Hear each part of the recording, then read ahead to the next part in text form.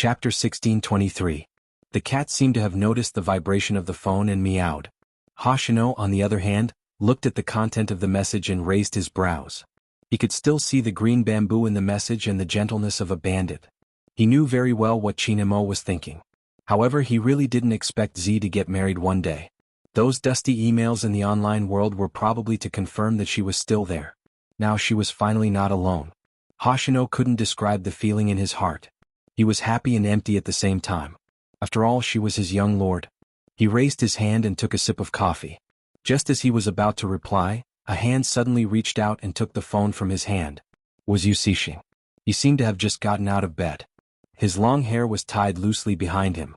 He was wearing black pajamas and his half-exposed skin was very fair. His sharp handsomeness and evilness increased as he took the phone. Both of them were about the same height. Hoshino was at most 2 centimeters taller than Yu Cixing. But this had made Yu Cixing very unhappy in the past. Now he was unhappy about Hoshino's reaction. He pressed the phone screen and replied on his behalf. I wish you two a long life together. I will attend the wedding. Hoshino glanced at him. Don't reply randomly. What do you mean by randomly? Yu Cixing smiled. Even the corners of his lips were evil and he had the aura of a gangster. Our vice captain, don't tell me that you don't even dare to attend a wedding. Hoshino caressed the cat beside his hand. He didn't linger on this question and just reached his hand over. Yu Cixing narrowed his eyes and suddenly smiled. He placed the phone back in Hoshino's hand. I'll go with you and do some business. Your uncle is still eyeing you. Are you sure you want to leave at this time? Hoshino's voice was very calm. Yu Cixing's gaze deepened. He has been eyeing me for a long time. Yu Cixing paused for a moment. Don't worry, I won't ruin Z's wedding. After all, I hope that she will get married soon. That way you won't have to keep your promise. It's really annoying to provide clues for the Bo family for generations. Hoshino paused for a moment before replying softly, I volunteered to provide her with clues. Yu Cixing scoffed. So what? She still married someone else. Hoshino didn't say anything else and strolled into the room. Yu Cixing laughed and smashed the coffee cup on the table. When Hoshino came out again, what he saw was the man sitting on the sofa watching the TV lazily. There was a mess under his feet. He walked over and called someone over to pack up. Yu Cixing said lazily, you don't have to, just leave it like that. The man in black didn't know what to do. He looked at young Master Hoshino and then at his boss. Hoshino's voice was soft as he looked down at him. You want to attend the wedding like this? Yu Cixing glanced up and muttered, it's not that you don't want me to go. I didn't say that. Hoshino kept the things. The man in black noticed it too. The moment young Master Hoshino said that, the ruthless and cold aura on his master was finally gone. Chapter 1624. On the other side, the night before in Jianghu City, Lin Feng was a little depressed. He couldn't put his finger on it. Anyway, it was a social occasion. He just drank some wine casually. When he was dressed in a suit, he would always look especially handsome after drinking with a lazy sexiness. At the table, the other CEOs asked, Brother Lin, you're really young and influential. Lin Feng wasn't very drunk, he replied humbly, no, it's the people in the company. Brother Lin, how's your love life? Do you need me to introduce a girlfriend to you? The moment he finished his sentence, someone touched his shoulder. That person was enlightened. He seemed to have heard that this person from the Lin family had a different taste. Haha, look at me, I just like to be a matchmaker, I'm used to it. Let's drink. Haha, look at me. I just like to be a matchmaker. I've gotten used to it.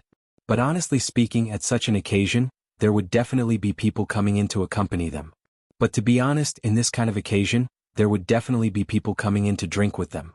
After all, there were a lot of beauties coming in. Basically, they sat beside each other. But among so many people, their favorite seat was definitely beside Lin Feng. However, among so many people, their favorite spot was definitely beside Lin Feng. The beauty picked up the wine pot and filled his cup again. Her eyes seemed to be saying, such a handsome man, even if it's just business, I don't know who's sleeping with whom. This was the first time she had such a high-quality customer, of course she had to make good use of it. It was the first time she had such a high-quality customer, of course she had to make good use of it. And she could tell that this handsome guy was hiding something. At this moment, it should be the best time to approach him. Indeed, Lin Feng wasn't so guarded today. The main thing was that he didn't understand why Yunhu didn't agree when he mentioned marriage. Although he understood. Damn it. He couldn't accept it at all. Lin Feng lowered his lids and finished another glass of wine. He reached out and pulled his collar, his fringe falling down as he lit his cigarette. It was really mesmerizing. The girl leaned closer to him. But for some reason Lin Feng took a step back. He seemed to be sober as he muttered to himself, "He doesn't like people touching me." The girl thought that Lin Feng was talking about his girlfriend. She didn't think it was a big deal. If he didn't let her accompany him today, she would have to accompany someone else. Hence, the girl hoped that Lin Feng could drink more. As it turned out, Lin Feng had indeed drunk a little too much. He was even a little shaky. When the dinner was almost over, the girl wanted to help him up. Swoosh. The door was pulled open. Everyone's body froze. After seeing the figure outside clearly, they all stood up. After all, the Yun family had brought Jianghu out for activities. Therefore, these people still recognized the young master of the Yun family. It was just that he didn't seem to be easy to get in touch with. After all, it was normal for people who stood in that position. Now that they saw him here, they were stunned for a moment, then they hurriedly stood up. But before they could greet each other. Chapter 1625. It was just a polite sentence. They understood what he meant. Mainly they knew that Boss Lin was different from others. However, he had never imagined that his partner would be young Master Yun. They had assumed that Lin Feng had a small celebrity as his mistress. After all, they liked this kind of lifestyle. Who would have thought that it would be like this? His other half was such a powerful person and he had come out personally to handle business. What was going on? This was great. Young Master Yun had come personally to catch him. Would they dare to not let him go? They were even afraid that young Master Yun would misunderstand and think that they wanted Boss Lin to do something out of line. They hurriedly thanked him. "If there's a chance in the future, we will be the host. Young Master Yun, you must give us face. We'll talk about it in the future." Yun, whose gaze was hard to read. "Thank you for taking care of him today. Everyone." Was he really thanking them or just pretending? It was probably because the voice was too familiar. When Lin Feng heard it, he glanced down instinctively. "Jianghu. Congratulations, our young Master Lin still knows who I am." Yun, whose voice was neither fast nor slow. However, Lin Feng could still hear the unhappiness in her voice. He hadn't even thrown a tantrum. Why did Wuxia make the first move to gain the initiative? No, he couldn't leave. He had to have a good talk with him. Lin Feng tugged his collar. After leaving the room, he pressed Jianghu against the wall, his handsome face reeking of alcohol. "I'm very annoying, do you know that?" "Annoying?" Jianghu's gaze sank because of this word. He pushed him away and arched a brow. "What? Do you think I interrupted your good time?" Because of the alcohol, Lin Feng was tongue-tied. "What good time? Don't change the topic." Jianghu still wanted to say something. Just then someone walked out. It was the beauty sitting beside Lin Feng. She looked at Lin Feng with obvious reluctance. That reluctance pierced Jianghu's eyes. This made the possessiveness that he hadn't felt in a long time rise again. Without any hesitation, he stretched out his hand to stop the man who reeked of alcohol and planted a fierce kiss on his thin lips. His right hand exerted force. He didn't give the man any chance to resist. It seemed that only in this way could he calm down and listen to his explanation. Both of them were wearing suits and had the same slender figure. At this time, separated by the hotel's bamboo curtain, it gave people an indescribable sense of beauty. This kiss was seen by many people. The person who had sent the message to Jianghu thought, this time no one would dare to drag Lin Feng to such a place. Even if they were doing business, they had to consider where they should eat. After all, no one wanted to provoke the young master of the Yun family. Some of the merchants did understand and did not keep quiet after seeing it. The girl, on the other hand, paused for a moment, then her whole body stiffened, because she was the closest to the two people. Among them, the young master didn't look at her in a friendly manner. Especially after the kiss, he glanced over at her through the bamboo curtain as if to say that this guy was mine. Lin Feng seemed to have calmed down by the kiss. He didn't know why, but he started laughing. Then he raised his hand and covered his eyes. "I seem to have drunk too much." "You allowed others to get close to you because you drank too much?" Jianghu pressed his head. "Mamage?" Chapter 1626. Jianghu was about to ask what was bothering him. That person immediately straightened his back and seemed to be very serious. In reality, he was still drunk. He looked at him with dark eyes. "Why did you hesitate when I said I wanted to marry you?" "Marriage?" The surrounding people were all shocked. Only Jianghu looked at his tipsy face and asked, "When did I hesitate? Can't I tell if you hesitated or not?" Lin Feng leaned there and lit a cigarette, probably to sober himself up. It's really annoying. Jianghu looked at him and took the cigarette from his fingers. His gaze landed. So you are annoyed because you think I hesitated? What do you mean I think at that time? Don't think that he forgot his attitude just because he was drunk. Unfortunately, Lin Feng didn't finish his sentence. Jianghu interrupted him, his voice unhurried. I was replying to Z's message at the time. Also, I had already bought a plane ticket overseas for you to get married overseas. That day you gave me your household register and information. Did you forget about it? Lin Feng stilled, his handsome face a little dazed. Isn't that for the company's business expansion? Household register and passport for business expansion? Jianghu arched a brow. Lin Feng grabbed his hair. King embarrassing. There was no one nearby, right? How could there be no one? Basically, everyone in the business circle was here. But because this was young Master Yun's melon, no one dared to interfere. However, the topic of marriage really shocked them. Those two weren't just playing around. Were they getting married? With Boss Lin's conditions, if the other party was a businessman and said he was serious, they might believe him. But he was young Master Yun. Ever since the Lin family declined. Even if young Master Yun wanted to play around with Boss Lin, he wouldn't have to worry. After all, the Yun family was in power now. But marriage? Everyone's eyes were filled with astonishment. Lin Feng sensed their gazes and sobered up. Basically, he understood what a pain in the ass he had gotten himself into. Even he didn't know why, but whenever Jianghu was involved, he would be especially concerned. Or rather, he felt insecure. Anyway, he couldn't explain it. He felt that they just knew each other for a long time. The more Lin Feng socialized, the more he thought about it. He knew very well what men's meals were like every day. In the future, when that person's status reached a certain level, there would be many people who would think of ways to send people to him. Even if it wasn't a girl, she could still give it to a boy. The rules after adulthood were basically the same. Once or twice he might not be tempted. But after that? He had always liked men, right? Lin Feng felt annoyed just thinking about this. She wasn't afraid that they couldn't be together anymore. It would be better to say that he was afraid. When the time came, even if he discovered that the other party had ulterior motives, he would not want to let go. If he let go, he would still be envious and disgusted. But if they were just brothers, there wouldn't be any of this. He didn't want to become that kind of person begging for love all the time. But at the same time, Lin Feng truly understood one thing. It was getting harder and harder for him to leave such a person. She even had the thought of marrying this person. He had really gone crazy. That was why he cared about that person's reaction at that time. Chapter 1627.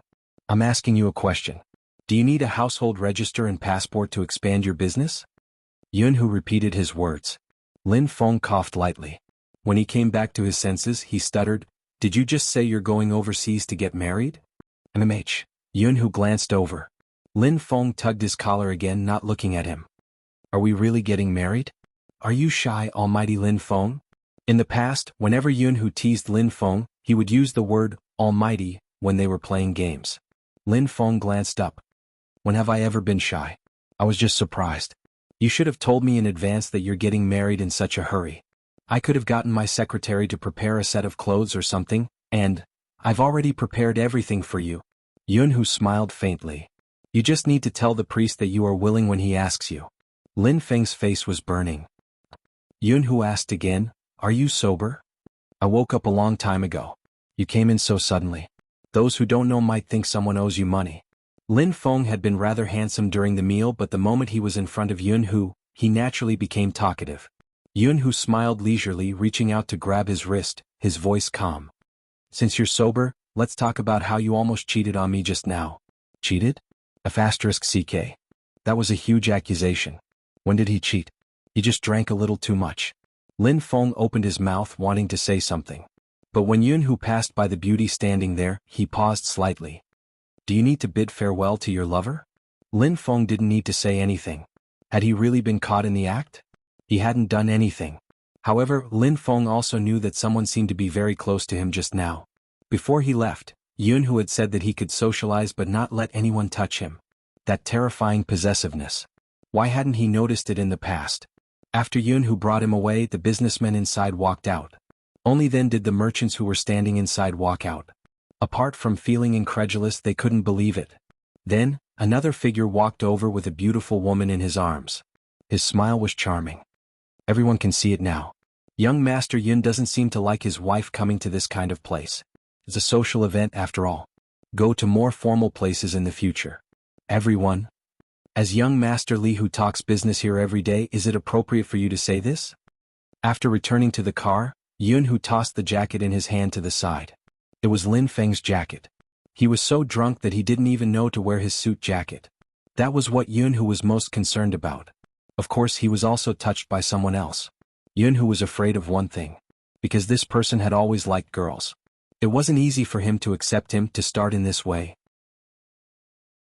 If there really was a girl who deliberately seduced him and lured him away. After he tried it, he still felt that girls were better. What should he do? Therefore, he really didn't want him to come to such a place. Chapter 16:28. How is that possible? What nonsense are you talking about? Lin Feng leaned back, the back of his ears burning. You don't have to be in such a position. Yun Hu didn't move. You were closer to someone just now. Are they very close? Lin Feng's eyes flickered, then he pushed her away and the two of them switched places. I'm serious, I was just annoyed just now, but I'm not annoyed now. If someone gets closer to me, I'll definitely push them away.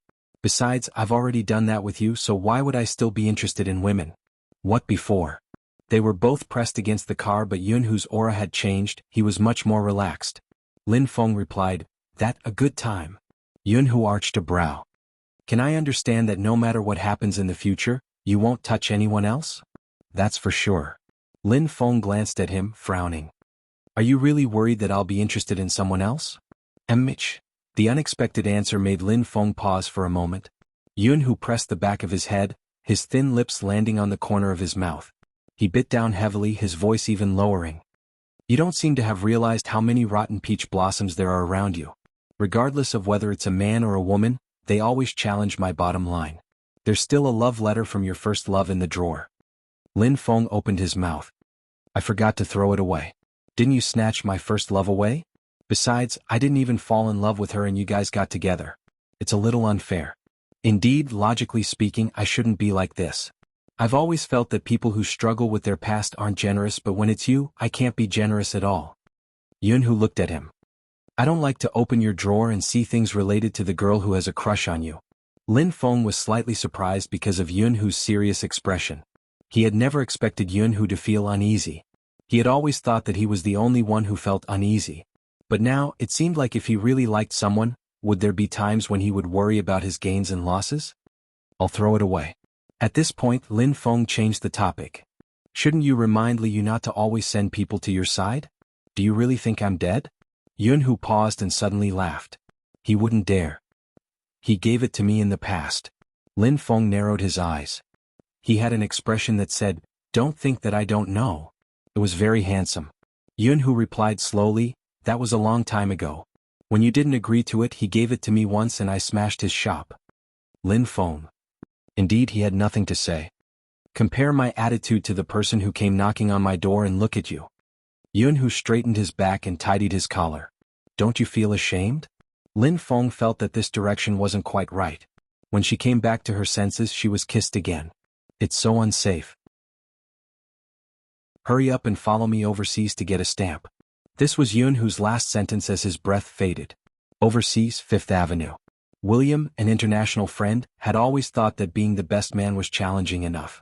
He didn't expect that devil Chinamo to let him run the field. Did he look like a worker? He was the son of a world-class director.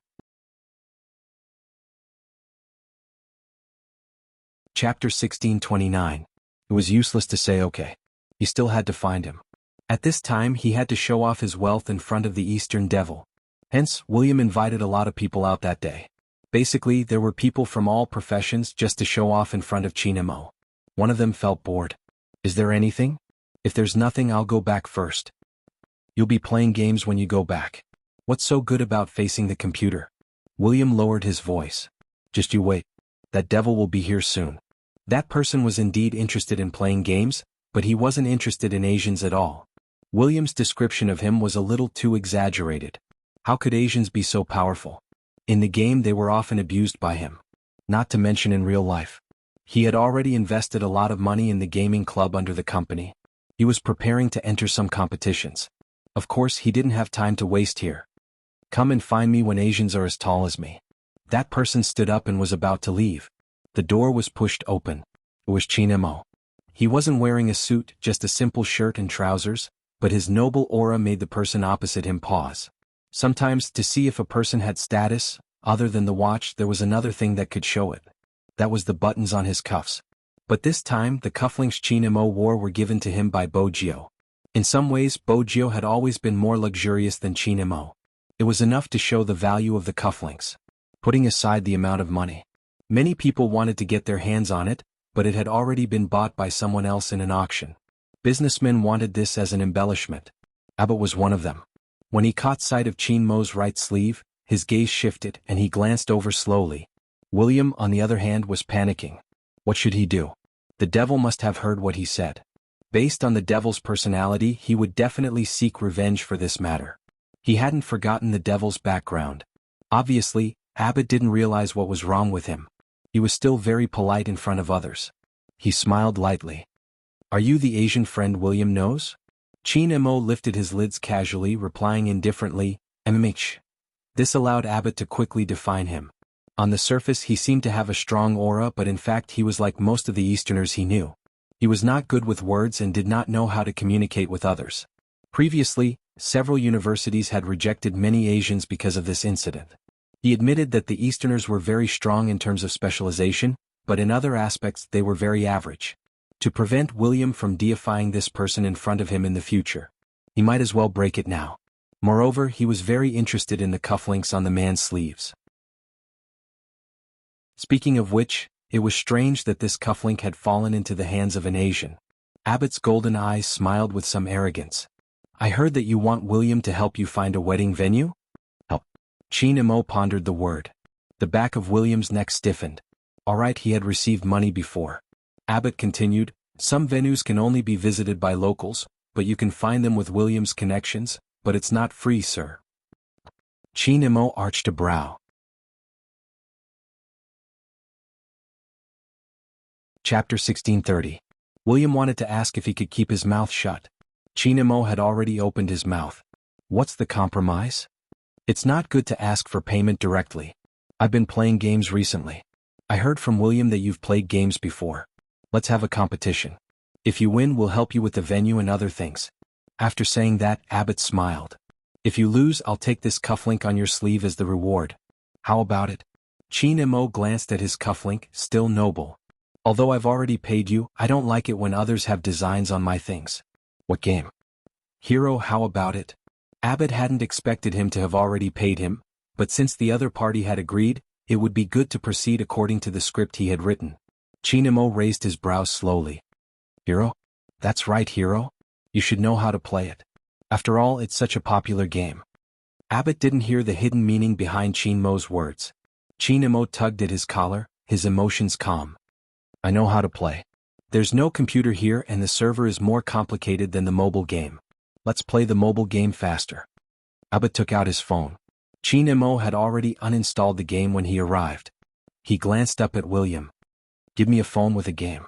When Abbott heard this, he was even more convinced that the person in front of him, whom William called a devil, was more or less exaggerated. At least in terms of gaming he should be average. Otherwise, it would be impossible for there to be no heroes on his phone. William, who was familiar with Chinemo, wanted to remind his friend that the almighty devil was scary like this. My phone can only have my account. William was still struggling. Chinemo glanced at him. Then we'll use your account. I just started playing. I don't have anything.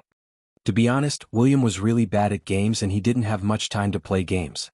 With so many beauties accompanying him, who would want to play games, right? Anyway, he didn't play games because he was bad. Chinmo's voice was calm. As long as you have a role. What else could William say? He pushed the phone forward. He really couldn't afford to offend the almighty devil. Ebert reached out and patted his back. Hey, seriously, raise your head. William, shut up. What do you know? Ebert was still laughing. That account of yours doesn't have anything, right? You're not good at it usually. Just watch how I beat him. William replied, I'm not good at it. Devil, torture him. Albert didn't know what was going on, so he first logged in. He was good friends with William, so it was convenient for him to invite William over. Qin Mo glanced at William's account. There wasn't anything. Fortunately, there was an assassin he could use. Albert was still very gentlemanly. Do you want to change numbers? There's no need. Qin Mo's long fingers moved back and forth, adjusting the settings. Come on. At this moment, a figure walked in. Her silver hair matched her black t-shirt, and her skin was the fair skin of a vampire noble. Her lips curled into a smile. I found you. William opened his mouth. 9? MMH? Bo-Jio walked past him, glancing at his hands. Game.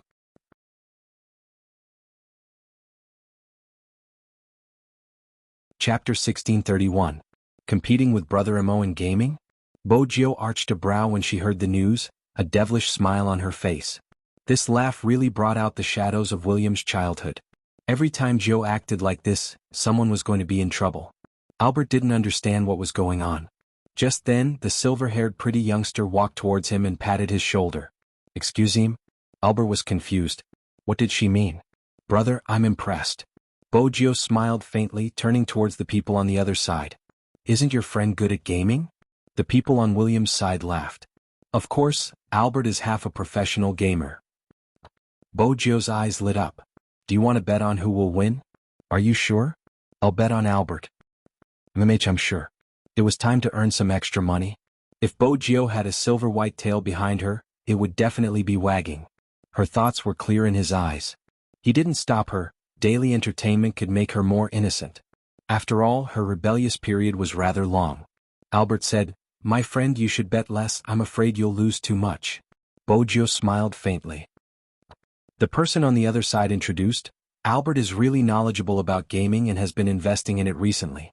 His team is going to participate in the international competition soon. You really shouldn't play with him.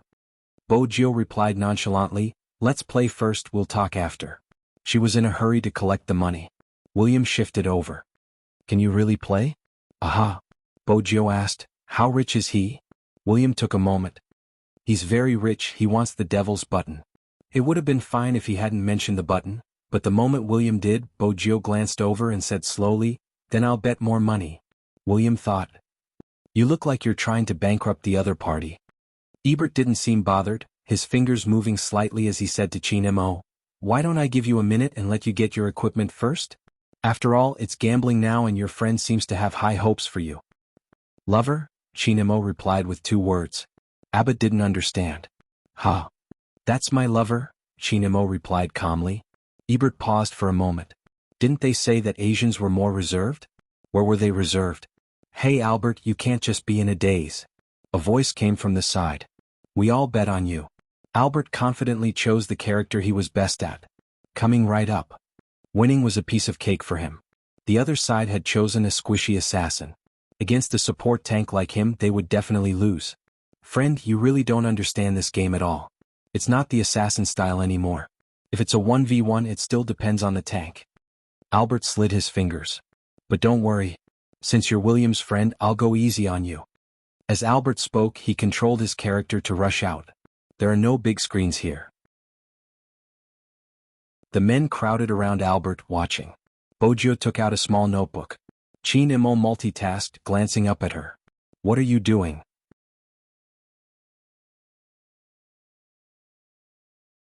Chapter 1632. William. Have you thought it through? Was the devil good at gaming? William was a terrible gamer. He didn't pay attention to professional competitions and was far away from him. Hence, he didn't know that Qin Mo was a professional gamer. Albert's men were excited to see how he would torture the opponent. Hence, they didn't notice the commotion. Albert had been clearing the soldiers for a long time and had started to attack the tower, but he didn't see anyone on the map. Was the opponent so afraid that he didn't dare to come? William, ask your friend to come out.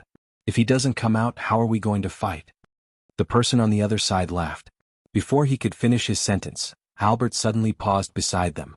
Following that, a crisp sound effect rang in his ears. First blood. First blood? Albert killed someone? They lowered their lids and looked at the screen. Their eyes froze and they opened their mouths in disbelief. Albert, how did you die? Albert hadn't expected this either. All he did was fill in a line of minions. He had been cut off from the back. That person, how did he appear so quickly? Besides, he was a support tank. If it was a 1v1, it was impossible for a tank to lose to an assassin. The other party had been low on HP. If he had been any closer, the other party would have been dead. I didn't notice. Albert ignored the part that had dazzled him and caused him to miss out on his skills. Wait a moment. Albert decided not to waste any more time. He would head straight to the other party's territory to find him. Thus, the resurrected Ebert walked towards the river without a second thought. With the mist as a cover, the other party wouldn't be able to see where he was. But that was just Albert's idea. Before he could cross the river, the vision that Chinemo had set up in the jungle was effective. Abbott, on the other hand, sensed the danger and wondered if he should retreat. But the silver figure beside him was one step faster. It lifted him up and hit him with a big move. Albert was still in a daze. Why was the damage so high? Wasn't the other party using William's account? William's account shouldn't have any damage. Wait a minute, finances. How could the other party's finances be so much higher than his? Albert wanted to retreat. However, he realized that Chinemo seemed to be able to predict every step he took. Even his landing spot was grasped clearly by Chinemo very soon. The music started playing again. Albert looked at himself lying in the game, and then at the silver-white figure who had recovered half of his HP. His eyes began to waver. The expression of the person standing next to him also changed. Albert, you again? What's the hurry? I'm a late-game hero. Abbott blushed. He lifted his head and looked at Chinemo, who was moving his fingers casually. Once I develop, it will be different. At this moment, Chinemo placed his phone to the side and stuffed a hand into his pocket. He said calmly, I'll wait for you to clear the troops first. If you continue fighting, your home will be gone. Albert paused.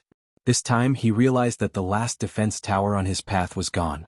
This guy, he's been cutting off the line of soldiers all along. No need. Ebert gritted his teeth. Fight however you want. Is that so?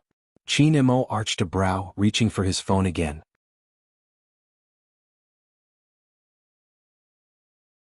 Chapter 1633. So arrogant? Albert's eyes darkened. This was his territory, he thought. If he wanted to forcefully demolish it, he would let him die here. After Albert recovered his mana, he released a skill wanting to kill Chinemo. At this moment, even if their finances were much worse, he would still have an advantage with the attack of the city crystal. But what he didn't expect was that he would continue to deal so much damage. Nothing happened to the other party. Albert was stunned. He saw that the silver-white figure was glowing with a golden light, and his eyes were wavering.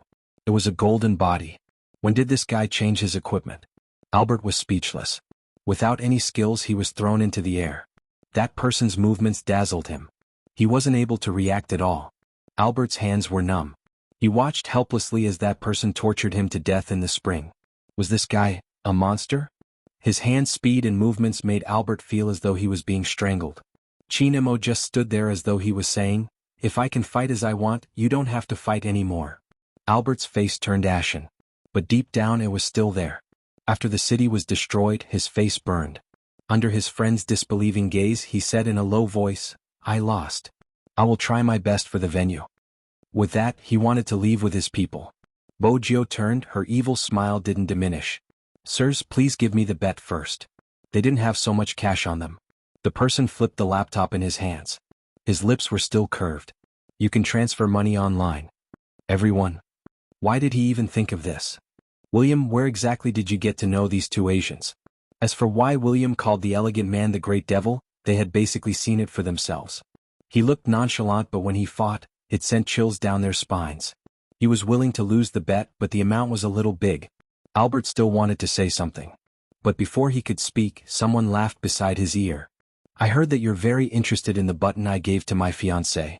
People usually attract trouble when they're interested in something that doesn't belong to them. Albert, your uncle is much better than you. Otherwise, your grandfather wouldn't have hesitated to give his inheritance to someone else. Albert froze when he heard that. He looked at the androgynous face in front of him, as if it had been kissed by God. He felt that although this person had bright eyes and white teeth when she smiled, there was a dark feeling about her, like the vampire aristocrats in the movies who could see through all your secrets. Who are you? How could you? You know about the internal affairs of their family? Boju brushed past him. There's nothing I don't know here. Bullying my little Princess Imo, you really deserve a beating. William was aware that Bojo was her husband's bodyguard. He could tell from the side that Abbott had chosen to provoke the devil. He had provoked that person once when he was young. He was beaten up by Jiao to the point where he started to doubt his life. It was better not to mention that experience. After all, Bo Jiao was pure and flawless in front of Qin Mo. For example, she was still smiling faintly, as though she wasn't the one who had said those harsh words. Brother Mo, look, there are more betrothal gifts.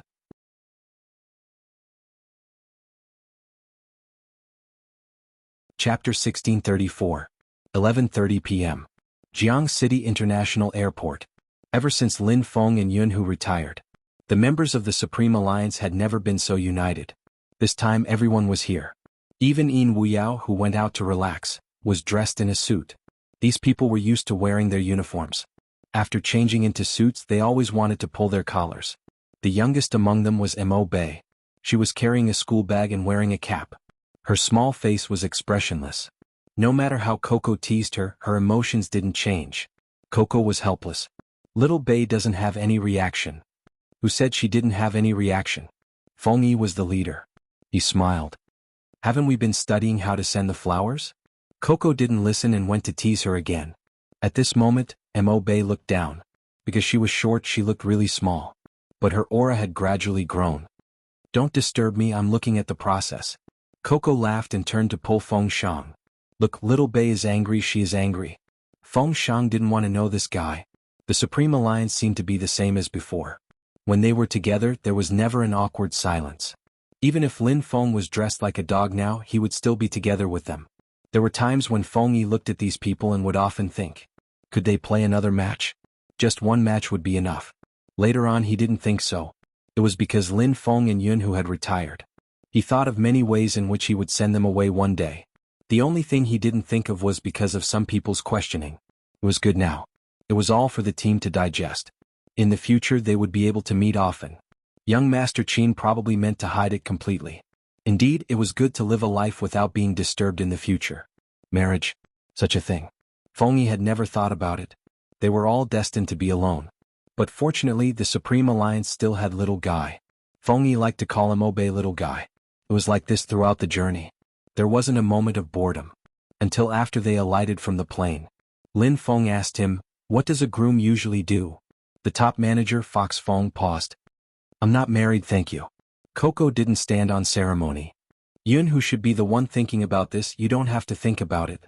F***ck, what do you mean? Lin Feng pulled off his tie, looking very handsome. You want to fight one-on-one? Afraid of you? Come on. Feng Yi separated the two of them. Mind your image, this is overseas. Master sent me the address. Mo Bei said, it seems to be this location. He asked us to go there directly. Lin Feng glanced over. Who found this place? That doesn't seem like the captain's style. Wasn't Little Spade the one who proposed? Little Spade must be the one who asked for it. Coco's lips curved upwards. Didn't Captain say that he's marrying into the family? Lin Feng, the only person who can make eating rice sound so fresh and refined is the captain. Let's go. Jianghu just wanted this person to belong to him legally as soon as possible. 5th Avenue. Private villa area further up the mountain, there was a very small church. Although the church was small, it was beautifully decorated. There were even some vines wrapped around the walls, decorated with white roses. It was filled with black and red roses. Some people said that this was the private church of the nobles in the past. Some people said that the vampire count used to live here. Now the surroundings were as beautiful as a painting.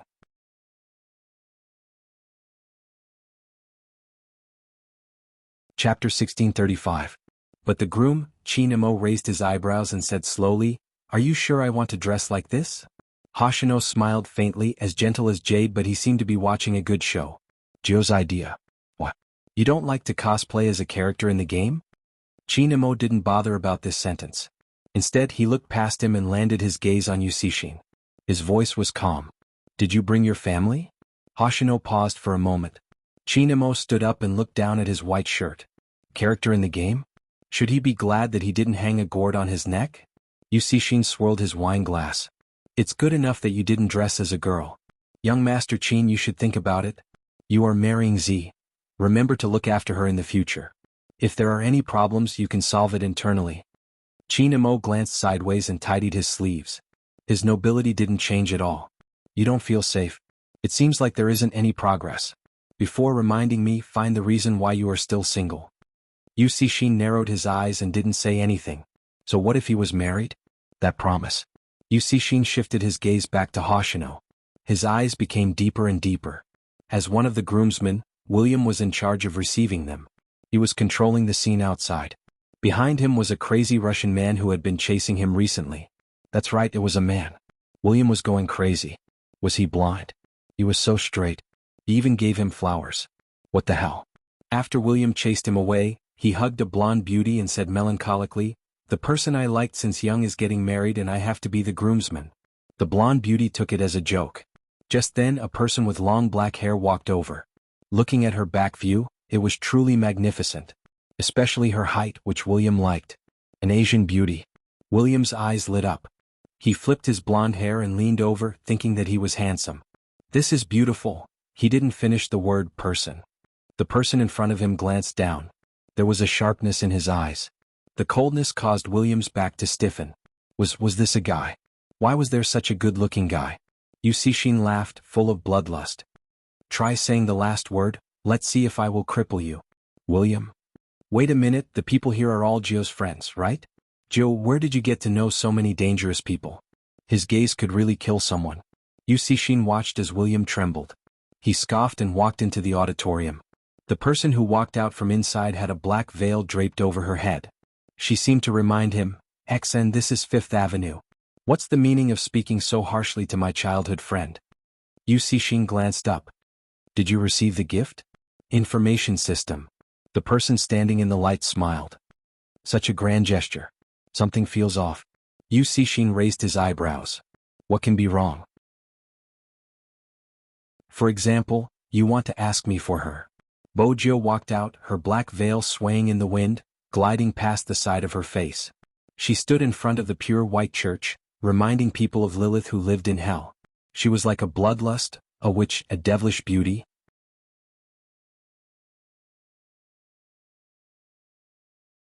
Chapter 1636. Bojio smiled. "I have to wait until someone can take him away. Based on Hoshino's intentions, I don't want your information system. He can leave or come back anytime he wants. But honestly, my Hoshino isn't someone who can let anyone do whatever they want. Or does our young master Yu Cixin want to be the one who is pampered?" Yu Cixin choked for a moment. His handsome face darkened and a dark aura surged in his eyes. Bojio took a step forward. Her aura was still there. The black veil made her beautiful beyond compare. "You really seem to be pampered." Yu Cixin gritted his teeth but didn't say anything. "Be your best man. Maybe I'll let Hoshino go if I'm happy." Of course, Bojio said this intentionally. In fact, even if Yu Cixin didn't mention it, Bojio had already planned to tell Hoshino about the agreement today. Outside the church, William watched a group of people walk over. Albert was standing beside him. Ever since Qin Mo won the last time, Albert basically provided everything related to the church. After all, he couldn't understand that guy's background. Now there were so many people here. The two foreigners were confused. "This church isn't bad," Coco commented. "When we get married, we can hold our wedding here." Rao Rong added, "That's a little difficult. Forget about people who don't even have a girlfriend." "Coco, you make it sound like you have one." Come, take a tourist photo for me," Lin Feng said. Mo Bei carried her school bag. Her small figure stood there helplessly.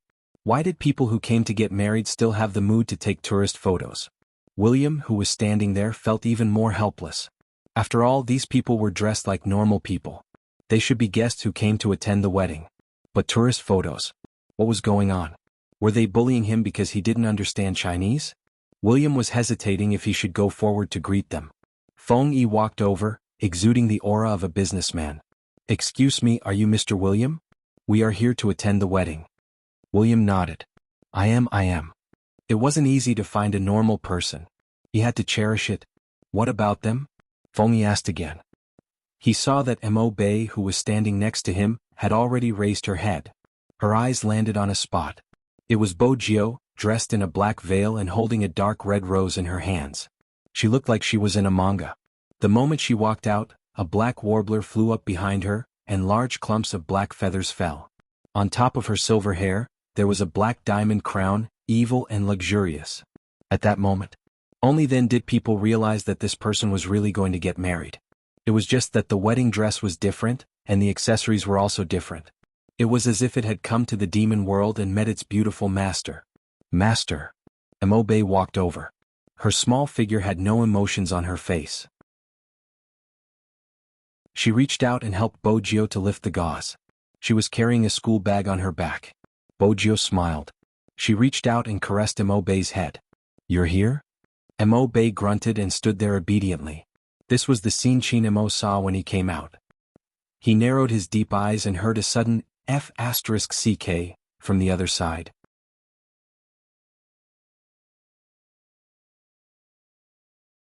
Chapter 1637. Lin Feng was really stunned.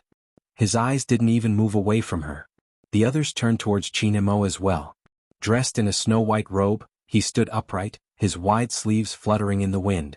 He exuded a strong sense of asceticism and a scholarly aura, making him look like a prince from ancient times.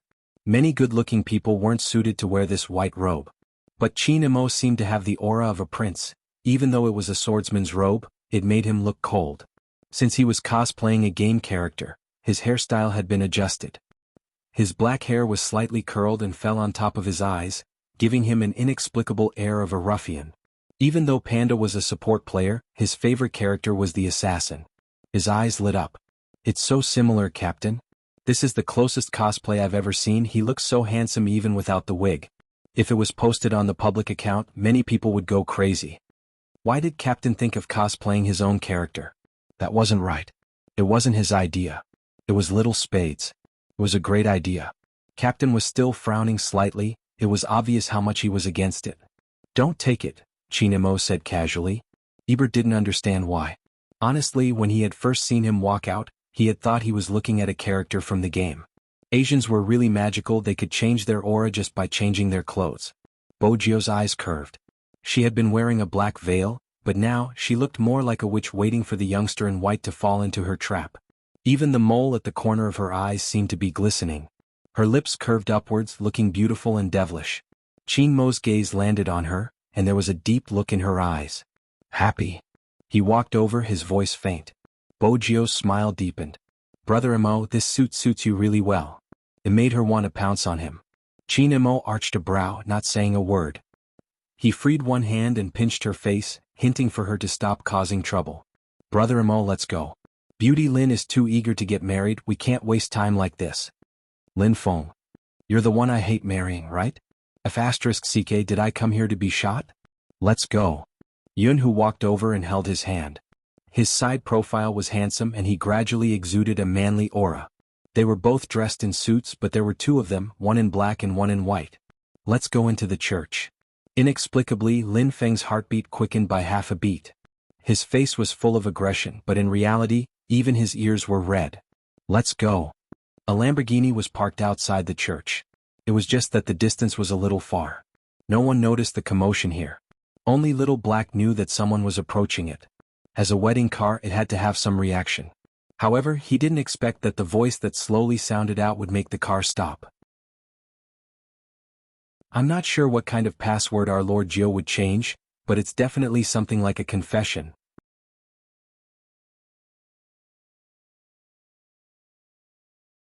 Chapter 1638.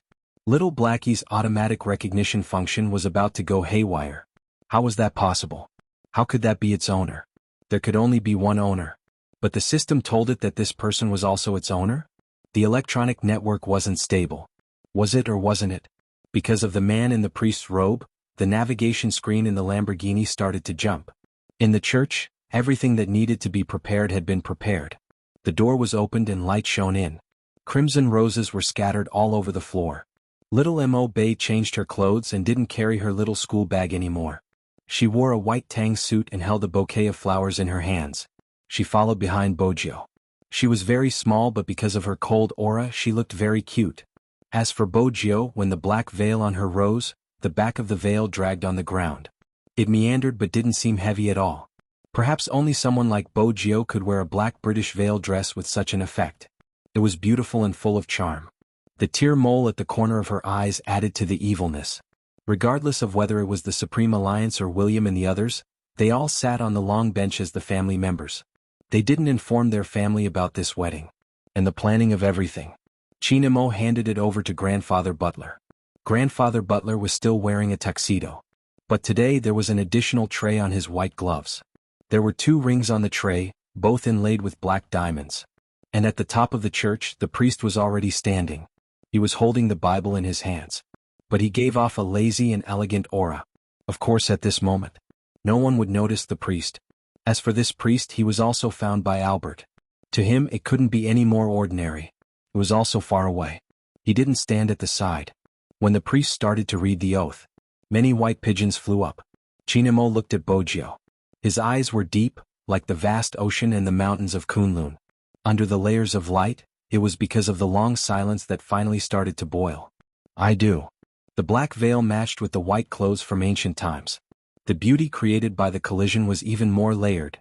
That was the most unique wedding that many people had ever seen. It was very romantic. Black feathers kept falling from the top of the church. They hit both of their faces. Everything seemed like something that could only be seen in a comic. Moreover, Lin Feng and Yun, who were standing beside them. You're mine from now on. This is what Lin Feng said. MMH, Yun-Hu replied. He glanced at a certain someone's red ears and smiled. It was not easy for them to finally be together. From thinking that they would never meet again to finally recognizing each other. It seems that no relationship is easy. But it was precisely because of this that after experiencing separation, people would know how to cherish each other. Tears welled up in Shui Yaoyao's eyes. The others were the same. When their gazes landed, everything was clear. Unexpectedly, when Bo Jiu tossed the flowers, she walked over to Hoshino and placed the flowers in his arms. Her voice was so faint that only the 2 of them could hear her. Hoshino, the promise is off. From now on, you have to live for yourself. Hoshino was shocked. Everyone knew what the bouquet of flowers at the wedding symbolized. She hoped that the person who received the bouquet would be as happy as she was. But when Bo Jiu straightened her body, she added evilly, "Find a girlfriend soon." Yu Cixin narrowed his eyes.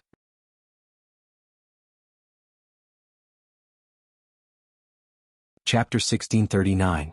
When Hoshino heard that, he glanced down at the bouquet in his hand. He was the only one present who wasn't wearing a suit and was only wearing a white shirt. The corners of his lips seemed to curl up, and there was a faint glow in his gentle jade-like eyes. I've always been very free. Basically, he was saying that the agreement was voluntary. Because it's UZ. So everything was voluntary. Is there such a feeling? You are not family, but you have been together since you were young. When he saw that she was lonely, he wanted to protect her.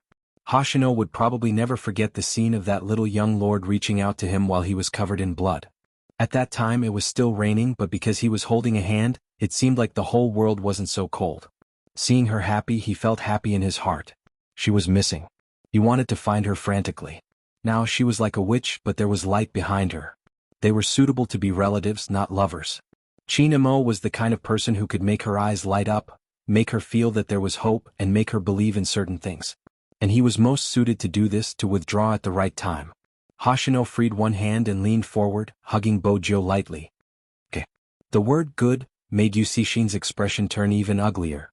He looked directly at Chinamo. As the groom, how could he not react when his bride was being hugged by someone else? Chinamo glanced at him faintly.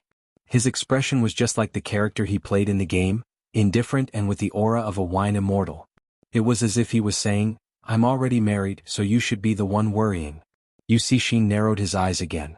Because of Hoshino's actions, no one noticed the mischievous smile on the priest's face when he held onto the Bible. He didn't look like a priest at all. Instead, when they took a closer look at his eyes, they looked similar to Bojio's. Only when William paid the bill did he realize that the priest was gone. On the other hand, there was an extra coat and a wig. What was going on? Before William could react, a priest ran over hurriedly. He was a typical blonde foreigner. When he saw William, he said, "Oh no. God will never forgive a person like you for stealing my Bible and my robe. Are you here to ruin the wedding?" William was speechless. Was there some kind of misunderstanding? He was the one who organized the wedding. Besides, the priest robe in his hand was not what he was wearing. Wait a minute. In other words, the priest just now was a fake? He couldn't tell. William admitted that he was a little confused. The golden-haired priest was still tugging at him. I must drag you to Jesus, my God, and make you repent. How dare you hit a priest's head? William wanted to say that he really wasn't the one who hit him, but a wave of believers surged out. At this time, a slender figure appeared next to the Lamborghini, but this time he changed into his own appearance. The AI system quickly identified Xiao He, and it was no longer confused. It recognized the person in front of it, but it was erased by that person. Now is not the time. However, that kid from the Qin clan is indeed not bad. This time, our Lord Jiu can be considered to have gotten what he wanted. After all, he has wanted to raise him since he was young. Xiao He was still resisting, obviously not wanting its data to be erased.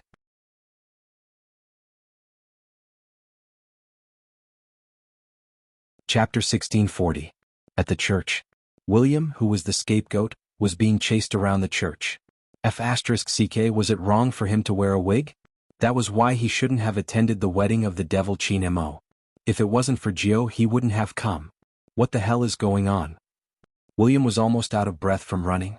In the end, no one knew who the fake priest was, because the wedding wasn't affected. On the other hand, those roses and black feathers were also brought by the imposter. When Grandfather Butler found out about this, he had been puzzled.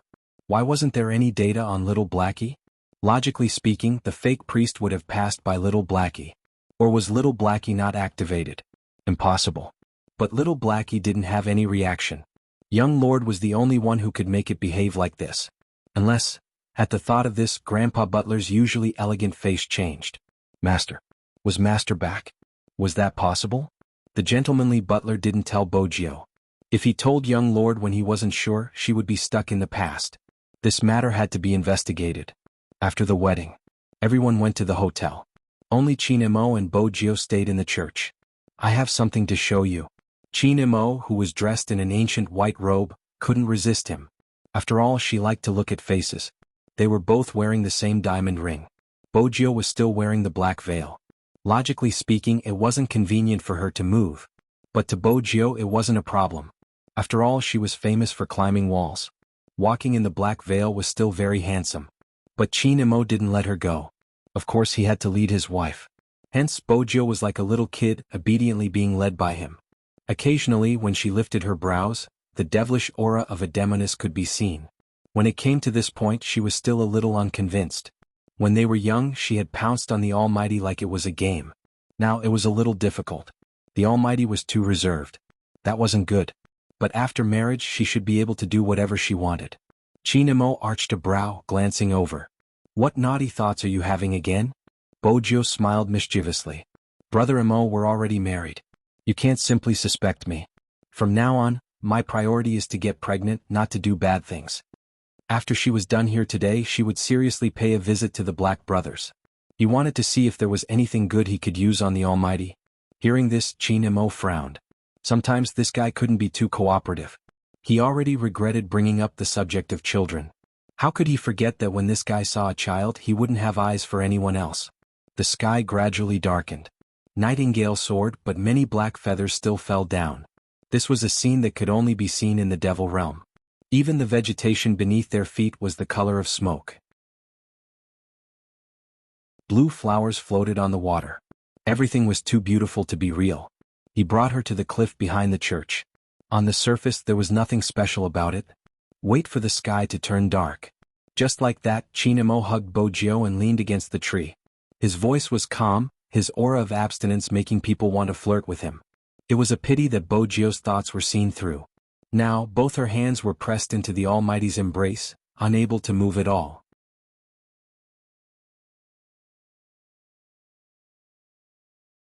Chapter 1641. Wasn't that perfect? Bojio thought. She was about to stand up.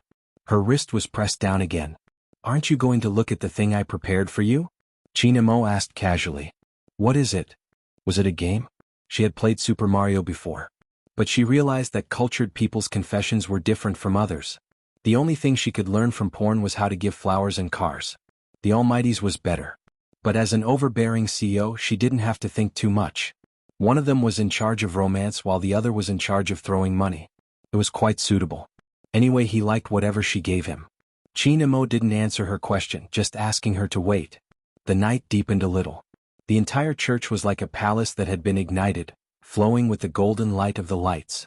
Some people said that the Western hell wasn't like what people imagined, a sea of blood everywhere. In the West, Lucifer was the ruler of hell. Under the holy city of Jerusalem, the beautiful archangel had built the most beautiful palace in hell after she fell. It was like a church in the human world. But there wasn't any holy light.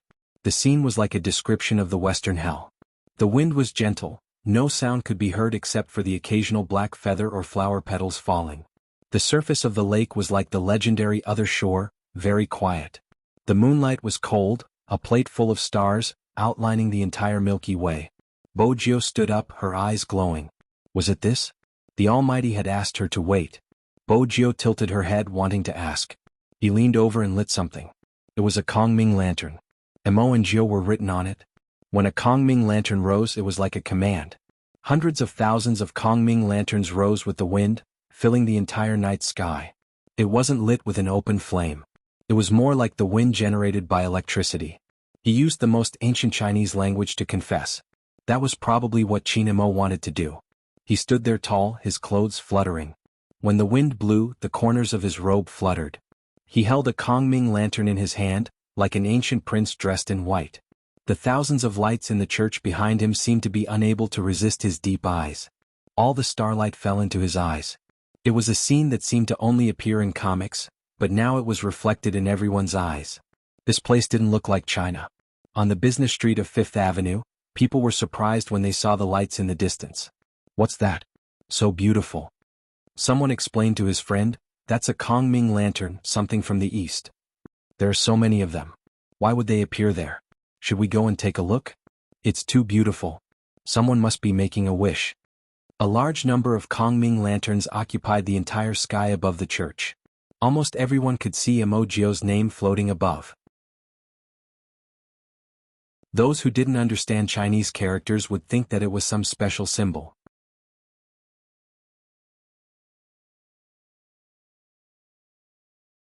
Chapter 1642. Hoshino didn't say anything.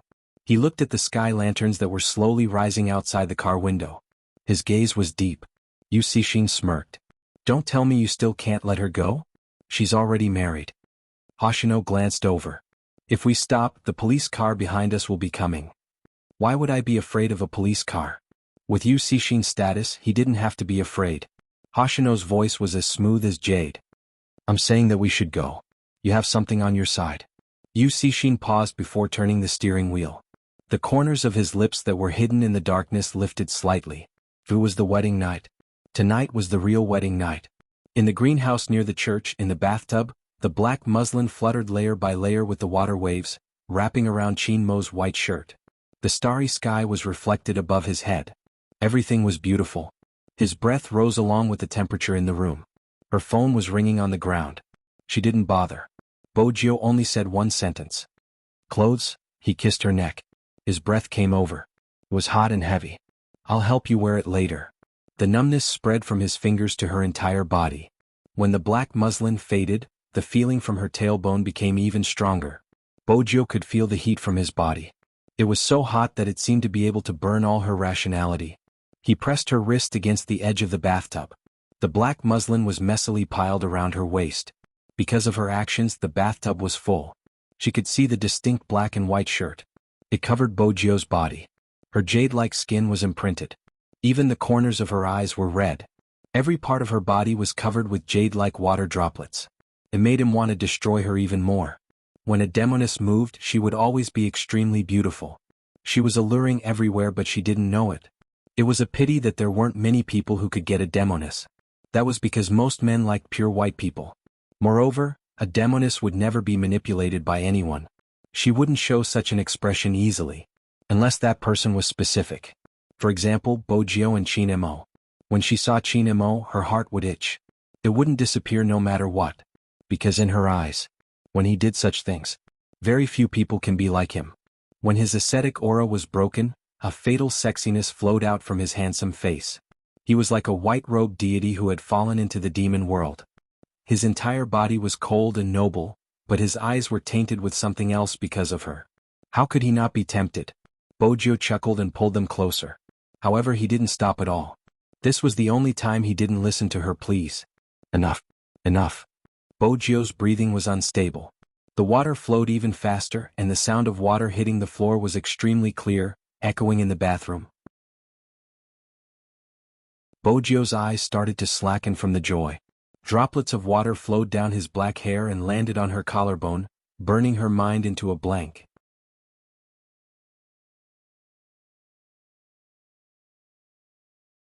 Chapter 1643. It was still early. He had plenty of time to let her experience the restraint he had towards her for a long time. Fifth Avenue. A famous entertainment venue. There were all kinds of people coming and going. Mo Bay was still young and wasn't allowed to enter in the country. But overseas it wasn't that strict. Even if Mo Bay didn't want to enter, Coco, the rich second-generation young master, insisted on bringing her there to broaden her horizons. Take a look when you're young. When you grow up, don't be curious about this place. It's just a drink, there's nothing special about it. Coco said as he drank a mouthful of beer. Then he said to the other side, hurry and call little Spade over, it's a bachelor party. How can a bachelor party be held on the day of a wedding, do you understand? Lin Feng bit open a bottle of beer. Since he was so happy it didn't matter if he drank more. Feng Yi hung up the phone dressed in a suit. No one picked up, stop calling, you guys drink first. Get a fruit plate for little Mo Bay, didn't you say you were thirsty? Lin Feng had just finished speaking when Coco shouted. Coco shouted, sh*t. What is sh*t? Lin Feng still hadn't realized the severity of the problem. Coco looked towards little Mo Bay, who was sitting on the sofa and drinking an entire glass of barbecue. He grabbed his hair. I forgot there's alcohol in it too. Could it be that little Spade kissed her disciple and wants to settle the score with me tomorrow? Lin Feng frowned. What do you mean? Coco looked at little Mo Bay in disappointment. The rest of the people also looked over. The glass in little Mo Bay's hand was already empty. Her eyes were dark and penetrating. But the people from Supreme Alliance almost all knew that they couldn't let this child drink. She should be fine, she only drank one glass. You said the same thing the last time. Feng Yi raised his hand and rubbed his brows.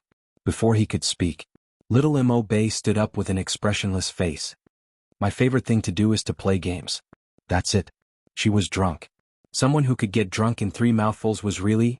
The person I like the most is Spade Z, little Mo Bay said and hugged Lin Feng. Her face was still calm. Lin Feng froze as he watched her carry the next one.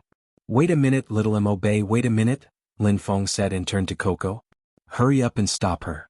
Coco replied, it's not appropriate for me to stop you. I'm straight. F*ck me too. Yunhu's gaze drifted over and he swallowed the word. F*ck what should I do? Coco replied, wait for Yao Yao, she went out to answer the phone. When little Mo Bay was drunk, she liked to hug people. She was really talented. After all, none of the drunkards looked like they weren't drunk. Moreover, he had a cold expression on his face. Then she said, Master is married and will have a baby soon. I want to learn how to cook and take care of the baby. Lin Feng, then why are you hugging me? Senior Lin. Little Mo Bay looked up. Lin Feng thought to himself, you've finally woken up a little. In the next second, this thought was shattered. Because it's impossible for you to counterattack. After little Mo Bay finished speaking, she added, this is a problem of temperament. Lin Feng's handsome face didn't know what expression to make. Coco was laughing so hard that he covered his stomach.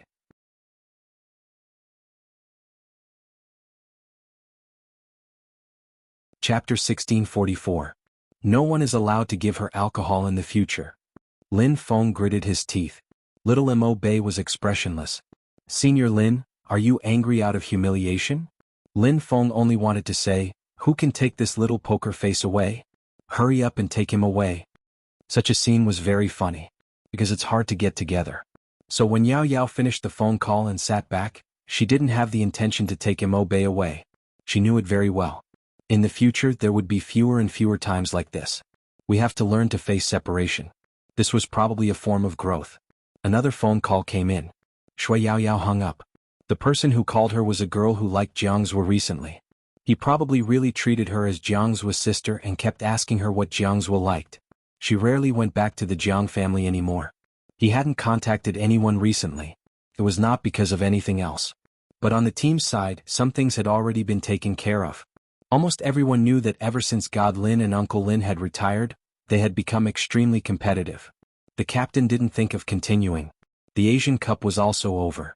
It seemed like the wish he had made that year had been fulfilled. Logically speaking, he should be happy.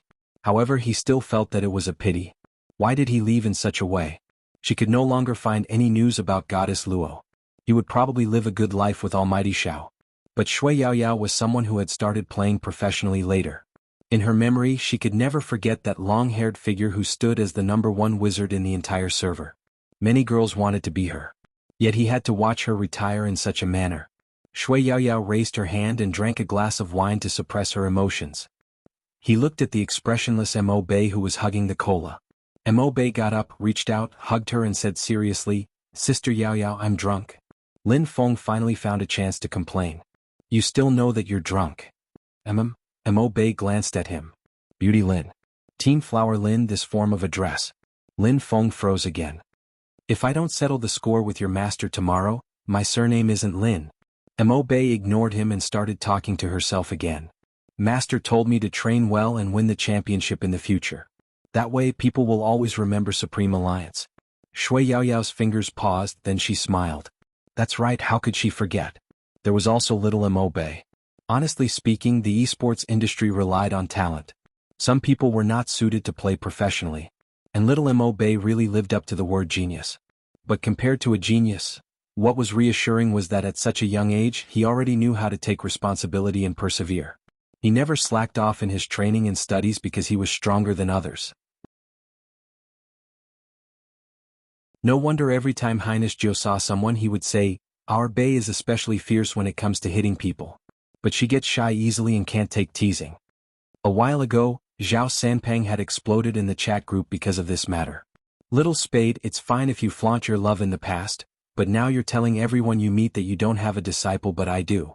Aren't you embarrassed?" But Highness Jiu only asked, "Envy? The most handsome fatty in the world? I will go and accept a disciple tomorrow." "Just accept him, he isn't as good as my disciple," Spade Z said. "Most importantly, my disciple's cooking is amazing." On the same day, Zhao Sanpeng posted on his WeChat Moments that he was looking for a disciple. There was only one condition: anyone who graduated from a chef technical school will do. At that time, someone commented that Grandpa Fatty was going to change his career and open a restaurant. Now, Zhao Sanpeng had indeed opened a restaurant. It seemed to be very far away from the industry. Sometimes Shui Yaoyao would want to see them compete again.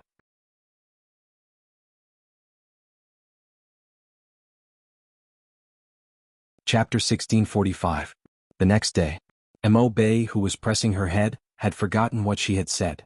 Her little abstinence was basically telling herself that she wouldn't drink again unless her master was around. However, Lin Feng took this matter seriously. He pondered that he had to counterattack once. What did he mean by he couldn't counterattack because of his temperament? He was giving in to Yunhu, okay. This time he definitely wouldn't be so gentle. Lin Feng watched Yunhu walk out of the bathroom. Without a word, he extinguished his cigarette and pressed him against the wall. There was a hint of alcohol in his breath. Probably because he didn't drink much, it wasn't unpleasant. There was even the fragrance of alcohol. Everyone knew that Lin Feng was good-looking. His handsome face turned over. When he got closer, the collar of his shirt was already crooked. He was so handsome that he looked like a rascal. "Do you want to go to the bed yourself or do I have to use a stronger method?" Yunhu only needed one glance to know what he was thinking. His black hair was still dripping water. He reached out and took the towel away. His expression didn't change. "I'll go myself." "So cooperative?" Lin Feng frowned and sized him up. "Don't tell me you want to do something when you kiss me senseless." Yunhu laughed at his words. "Mamich, you admit that you feel good when I kiss you." "Brother, that isn't the point." Lin Feng scoffed. Yunhu gestured for him to look at his finger. Lin Feng glanced over and saw the ring he had worn yesterday. It was black and engraved with his name. Yunhu's black hair was still dripping water. He lowered his eyes and looked at him. "We aren't brothers for a long time. Are you calling me hubby or am I calling you hubby?" Lin Feng choked on his words. He turned his head and said, "This title is awkward." Yunhu thought for a moment and said, "It is quite awkward." Lin Feng suggested, "I'll call you Madam Lin from now on." Yunhu looked up and seemed to smile. "Taking advantage of me verbally?" "How is this verbally taking advantage of me? In terms of months, I'm older than you, right?" Lin Feng felt that his hair was an eyesore and threw the towel back. Yunhu took it, a smile on his face. "You're just older than me in terms of months, the rest, ha." At first, Lin Feng didn't understand what it meant. After thinking for a while, he pushed her to the edge of the bed. White shirt and black trousers. When he was wearing it, it was indeed very fragrant. Jianghu looked at him. The man bent down and smiled in his ear. You'll know in a moment whether it's big or not. Jianghu didn't move, watching as Lin Feng pried open his belt. With Lin Feng's skills, as long as he was willing, Jianghu wouldn't be able to gain any advantage. After all, in terms of strength, he really couldn't compare with this person. Jianghu felt a kiss landing beside his ear. His gaze deepened and his voice became hoarse. Are you having second thoughts because of what you heard last night? I've always had this thought. Lin Feng looked down at him from top to bottom. After all, your young master Yun. Jianghu smiled slowly. It seems like I've finally made you feel a sense of conquest. His smile made Lin Feng's ears heat up. Don't talk. All right. Jianghu reached out, wanting to pull him closer.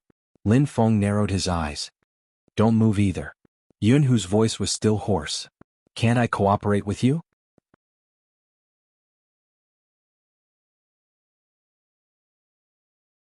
Chapter 1646. Jianghu sucked in a deep breath. He was kissed. His gaze deepened along with the person's actions. After all, it was more tempting when it came to him. But the moment he thought about how this guy had attracted many men and women because of his face, his heart tightened. Girls were probably something he would care about for the rest of his life. Girls were probably something he would care about for the rest of his life. Lin Feng glanced down, his breathing a little messy. What are you thinking about? How do I want to lock you down? Jianghu's gaze was deep and beautiful. Do you really want it? Lin Feng pressed his forehead. Of course, I've already done it. What do you think? Jianghu felt the warmth coming from his body. His black hair fell. Can't you be pampered by me? Don't you hate being tired? I'm happy to be tired. Lin Feng laughed lightly. Don't play psychological games with me. Anyway, this time I want to be the leader. Jianghu tilted his head and looked at the face he had liked for so many years. Sure. This time Lin Feng was the one who paused. What tricks are you playing? I'm not playing tricks. Jianghu's gaze was deep. I'm worried that after you try you will still think that girls are better. When Lin Feng heard this, he blurted out, I only have you from the start, who else can I compare with? The moment he said this, he regretted it. Didn't this prove that he didn't have any experience and that he had learned everything from him? Jianghu laughed. That's true. F***ck, I realize that you must be doing it on purpose to spoil my mood. Lin Feng moved closer to his face. It's not that easy. Jianghu didn't dodge. I won't spoil it, I just saw that you did too much foreplay. I'm not afraid of your pain. Lin Feng snorted. Besides, I have to make you feel it. Jianghu looked at him and lowered his voice. Then you don't have to do any foreplay. I can feel it just by looking at you. It was just a sentence. But Lin Feng didn't know why when his breath landed on his face, there was a numbing feeling that couldn't be shaken off. This guy, he shouldn't have let him speak. Lin Feng had learned his lesson. He lowered his gaze and ended the conversation with a kiss. When his fingers touched the smooth lines under his palm, even though he knew that it was a person with the same body structure as him, he couldn't bear to leave because of that unique feeling. He had to admit that Jianghu's figure was really good. Any man would be envious. Lin Feng was no exception. He didn't even understand why he didn't have such a body when he was obviously stronger. The smooth texture made his whole body feel a little hot. It was just that he was constantly on guard against the other party's tricks. When Lin Feng leaned over, he was thinking of ways to avoid Jianghu's hand. Because once that guy made a move, he didn't have to think about anything else. In the end, the one who would be attacked would definitely be him. A historic mistake. He wouldn't do it again. But today the other party was really cooperating. It was as if they were completely under his control. Lin Feng had never seen Jianghu like this. But to be honest, he really didn't look like someone who was lying under anyone. But Lin Feng didn't care so much. Now that he had the chance, he wanted it. But really there was no trick. But Jianghu's face started to turn pale. Should be painful. Just as he was about to let go.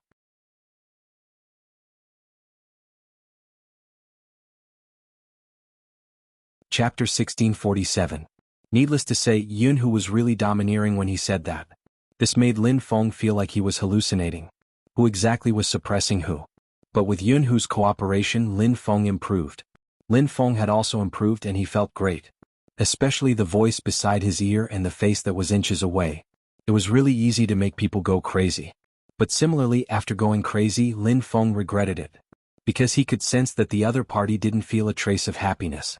Even though he didn't feel good at that time, Jianghu really cared about his feelings, which was why he was defeated by the numbness. But now he seemed to have hurt the other party.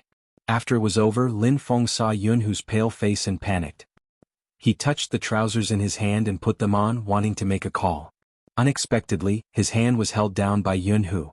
That person had a handsome face and his aura was still there. Honestly, if it wasn't for his pale face, he didn't look like he had been F***ed. However, even his lips turned pale. Are you planning to run away after trying it out? You don't think it's good enough? Lin Feng really didn't understand where this thought came from. He was anxious and said, I'm feeling great. Who's running away at the last minute? I just feel that my skills are too bad and want to ask if there's any way to make up for it. Ever since he roared out this sentence, the entire room was a little quiet. Jianghu probably didn't expect him to say this, his fingers paused. Lin Feng came back to his senses. F***ck, what did he say just now? His skills were too bad. Jianghu looked at his face, a smile flashing across his eyes. Who do you plan to ask about this? That's right, who? Was he going to tell the world that his skills were bad? Lin Feng thought about it and quickly hung up. Fortunately, it didn't go through. You don't have to ask me. Jianghu looked at him. Lin Feng was annoyed too. He squatted by the bed with his long legs and long arms, his handsome face. Is it very painful? Must I describe it? Jianghu glanced down. Lin Feng said in a low voice, it wasn't very painful before. Didn't you say that your skills are bad? Jianghu sighed. Indeed, it's a long story. Lin Feng felt really guilty. After all, he knew that someone like Jianghu wouldn't lie down for anyone. Do you need me to help you clean up? Forget it, it hurts to even move now. Jianghu held his forehead. Besides, do you know how to? Lin Feng said, it's not like I haven't studied it before. Jianghu chuckled. It mostly depends on talent. Normally, Lin Feng would be furious if he was teased like this. However, seeing that the man's face was pale, he was even more worried. Do you want to go to the hospital? How do I tell the doctor the cause of the illness? Her boyfriend slept with her? Jianghu's gaze deepened. Lin Feng felt even more guilty. I'll go get you a glass of water. Jianghu pressed him down again, his tone unhurried. Are you feeling guilty? Isn't that obvious? Lin Feng was starting to regret it. With Jianghu's physique, why did he have to listen to him? Jianghu glanced at the man's naked upper body, his gaze deepening. If you feel guilty, stay closer to me. MMH? Lin Feng didn't know what this meant. He moved closer. Jianghu continued, come up.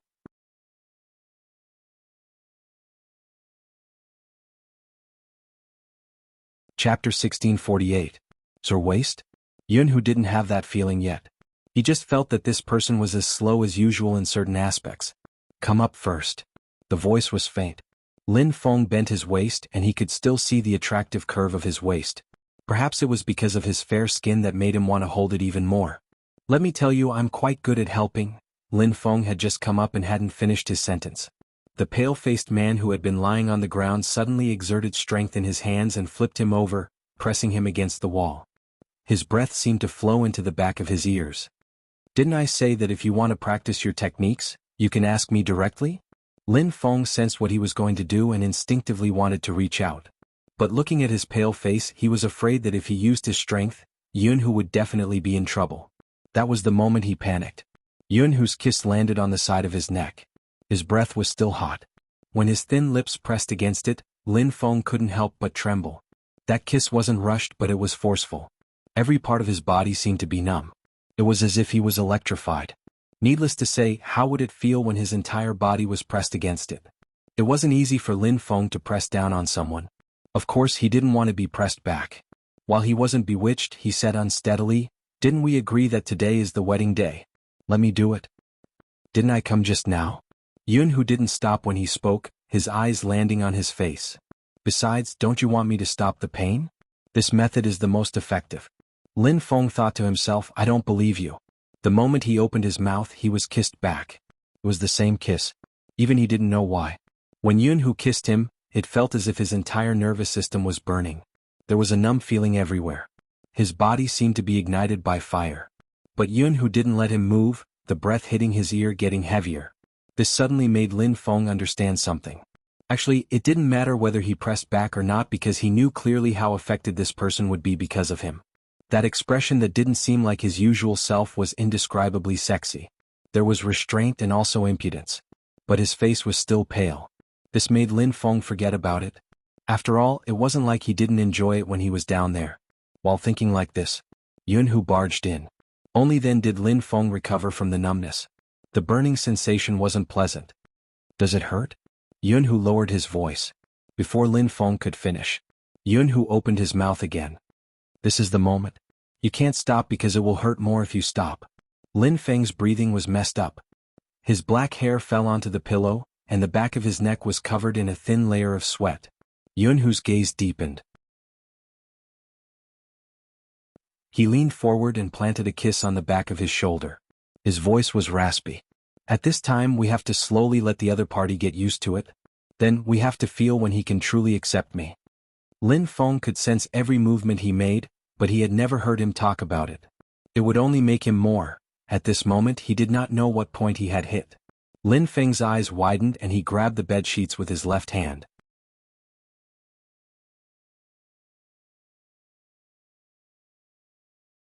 Chapter 1649.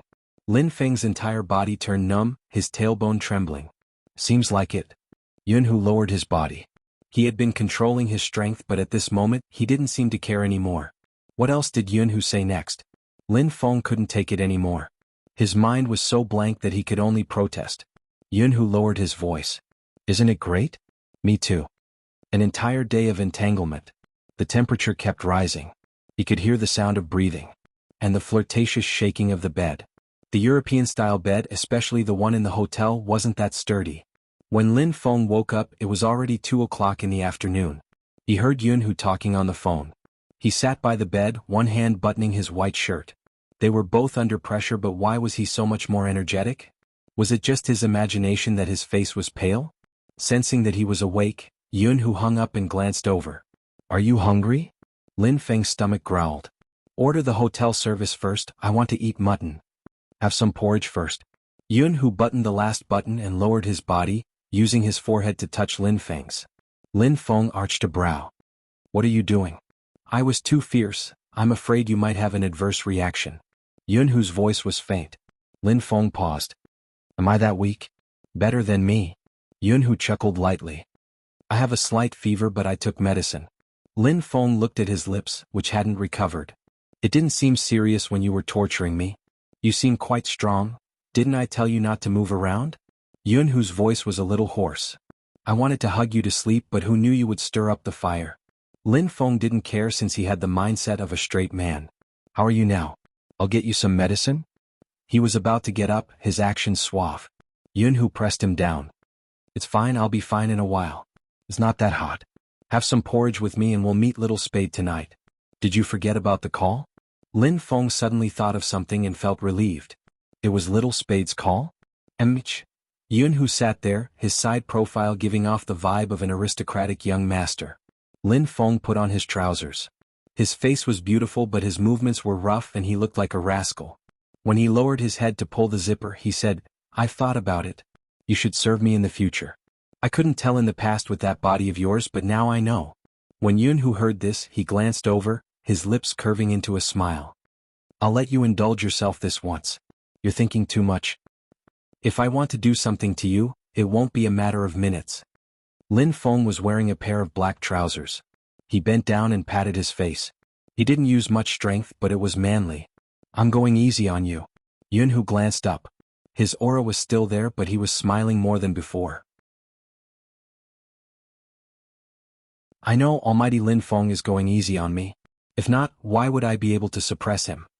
Lin Feng retracted his hand. I'll call room service. There's no need for that. Jianghu stood up. It's the first day of marriage, we have to have a formal meal. Lin Feng looked at him and then at himself.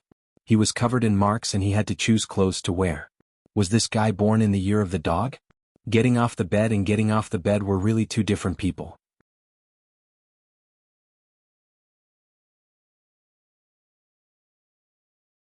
Chapter 1650.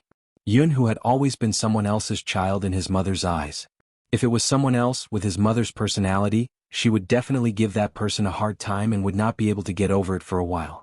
Now, in his mother's words, Jianghu was the one who called home to tell them he was safe. When he drank too much, Jianghu was the one who brought him home.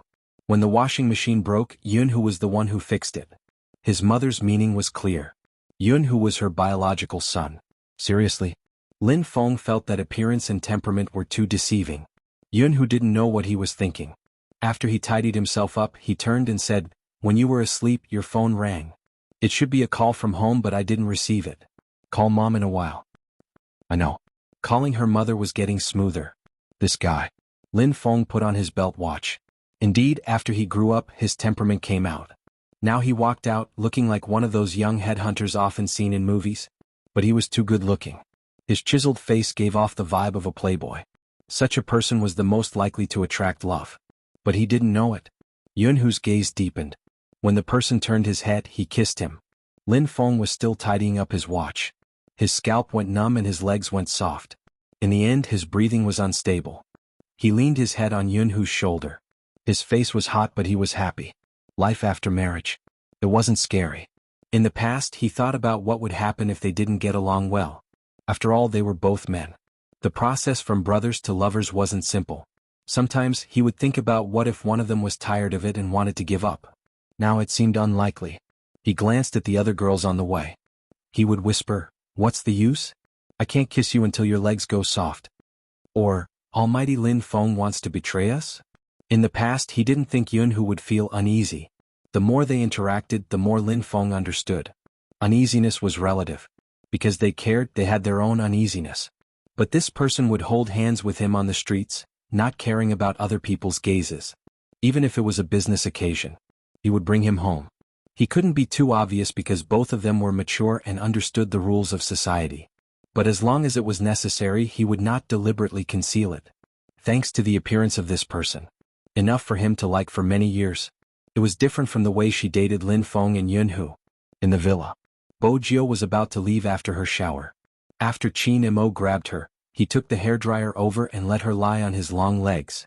The young butler often felt that his young master was no different from raising Miss Jio when he was young.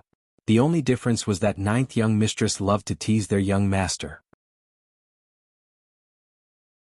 Qin Mo glanced down at the person who had reached out to touch his ear. His ascetic aura didn't diminish. After he removed the hairdryer, he lowered his body and said in a voice that only the two of them could hear, "Almighty Z, behave yourself unless you want to return to bed." Bo Jio paused. A wise man submits to circumstances and retracted her hand. Forget it, she would just admire his beauty. Don't get touchy. Even if your heart is itching, you have to endure it.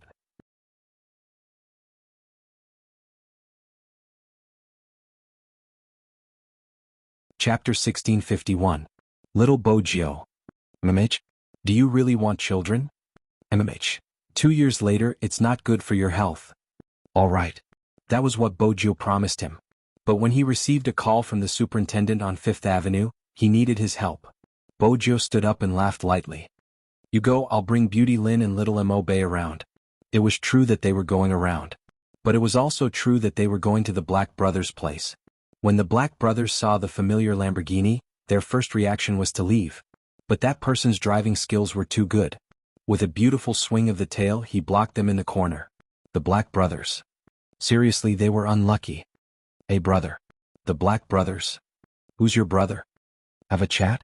Bo Jio smiled. "Okay." The Black brothers, as if they could reject. They went over and squatted at the corner. They had never been treated like this when the superintendent chased them. "I have something to do now." Bo Jio stood there leaning against the sports car. She was low-key and black, but she was as evil as a vampire aristocrat. The Black brothers spoke in a foreign language. "What is it?" Bo Jio unwrapped a lollipop and placed it in her mouth. "My one doesn't want children." The Black brothers? Wait a minute, was there something wrong with their hearing? Or her one? The demoness had someone? Who exactly was it? They really wanted to take a look. They were really impressed. They were really impressed. "Do you have anything that can make people submit without hurting them?" Bo Jio lowered her voice. When the African-American brother heard this, he had already imagined a drama. For example, the other party must be a pretty boy and especially handsome. But this person definitely wouldn't dare to interact with the demoness. Of course, the demoness was indeed beautiful. But Now they had to use a supplementary item to force themselves on her. This was indeed a little. Sigh, they didn't know if the other party was lucky or unlucky. The Black brothers glanced at each other. They still had a conscience and didn't want to push her into the sea of fire. However, Boju knew them too well. She laughed again and played with the lighter in her hands. Seems like you really have it. As expected of the street tyrants. Why would a street tyrant be blocked by you? Are you praising me or insulting me? The Black brothers had mixed feelings. After all this witch's methods, come tell me. Bojo smiled brightly. What is it? Which one of your shops has it? The Black brothers felt that if they weren't, the man would have thrown the lighter directly into the oil barrel next to him. In order to survive, they immediately straightened their bodies and pulled out the oil barrel. It's too expensive, it's not worth it. The Black brothers. You're still bargaining? We've known each other for a few years and we're all brothers. Won't you feel guilty if I don't give you a discount? Bojo glanced down, her fair hand hanging by the side of the tub. The Black brother immediately said, 10% off. You're a good brother. Bojo patted his shoulder. You're so generous, I'm embarrassed. The Black brother. Hurry up and leave. You're smiling so much that your eyes are curved. You don't look embarrassed at all. Bojo found what she wanted and whistled in a good mood. She sat in the car and waved at them.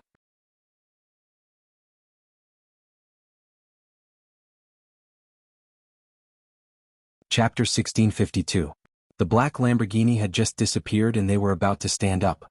A slender figure walked out from the back of the long alley.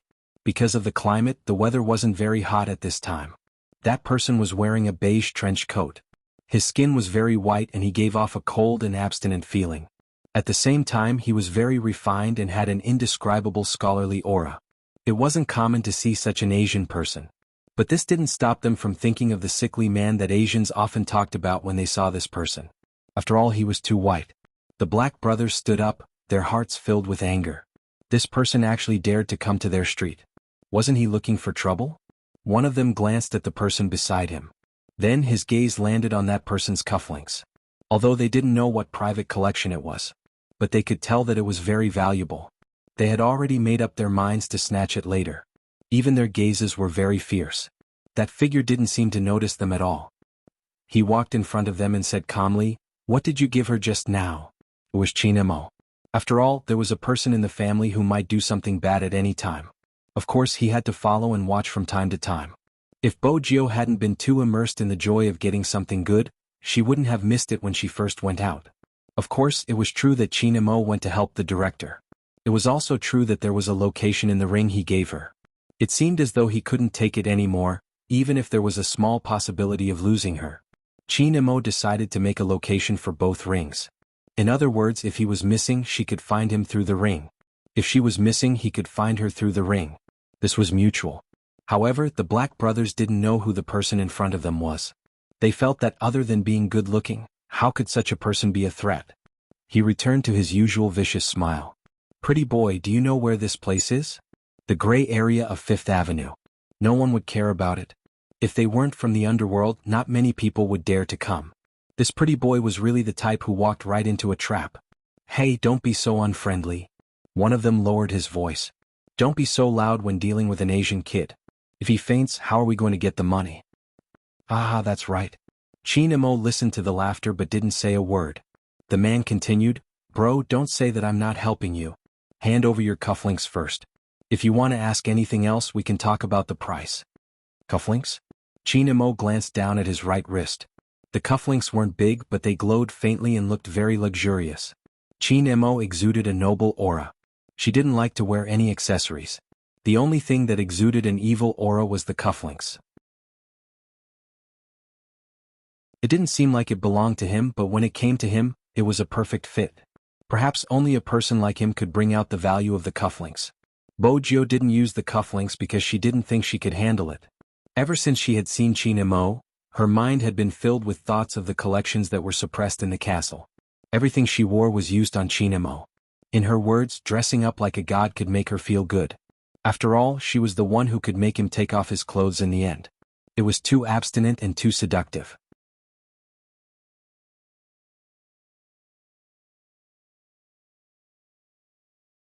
Chapter 1653. Not giving? The African-American brothers snorted and immediately took action. "You're really not good enough." Before he could say the word Dao, the person who reached out shouted, "SH*T." It was really painful, so painful that his expression changed. "Let go. Let go." Chinamo glanced at him and looked down coldly. "Your attitude isn't right." The black brother's face had never been as white as it was now. Wasn't this type of Oriental pretty boy easy to deal with? Why did it have to be this one, who was even more ferocious than the demoness who left? At least the demoness wouldn't really make a move. She wouldn't care about her attitude. But it was really painful. It was useless even if a few of them attacked together. This person couldn't possibly know martial arts, right? When the black brothers thought of this word, they looked at Jianghu in a different light. There was fear, but now there was a little bit of worship mixed in. He leaned against the wall, shivering. After Chinamo fought, he would tidy himself up. His aura didn't change. It wasn't suitable for him to appear here like this. Most of the people who came to the gray area, whether it was from their clothes or appearance, belonged to the dark side. But this person was like a god in white who broke into the demon world. Even if it was dark around him, it didn't affect his elegance. The more they looked, the more the black brothers felt that this man wasn't simple. And Chinamo didn't hide himself at all. He stood in front of one of them. "What did she take from you?" The same question. This time the black brothers said everything they knew. They spoke in a foreign language. In the blabbering there was only one meaning: the demoness has taken a fancy to a pretty boy. That pretty boy is probably resisting too much. The demoness wants him to be willing. Once he loses the ability to resist, she will be able to do whatever she wants. Pretty boy? Chinamo was good at catching the main point. His voice was slow. "How do you know that he is a pretty boy?" The black brother had the right to speak. Needless to say, the demoness looks at looks. She always likes those with fair skin. She doesn't want white people, those with Oriental beauty, just like. At this point, the black brother paused. "Just like you, and really, if the demoness saw you, she would definitely snatch you home. Isn't that right, brothers?" The few beside him nodded in unison. Chinamo arched a brow. "Are you saying that I'm a gigolo?" The black brothers. That was what they thought in the beginning, but now they didn't dare to say it. He really regretted learning some adjectives from Wuxia. It was too much of a trap. This matter must be explained clearly. No, we're talking about the one that the witch took a fancy to. That was just an example." Chinamo straightened his back and suddenly changed the topic. "Oh? However, the thing she wanted was indeed used on me." "What?" The African brothers were stupefied. Their faces were stupefied. Their eyes were rounder than ever. Did he mean that he was the gigolo that the demoness wanted? What was the witch thinking? Although the flower was beautiful, it was prickly. No wonder he came to ask for something from them. Apart from the demoness, no one would dare to have any ideas about such a person. It was too terrifying. Especially, why hadn't he left yet?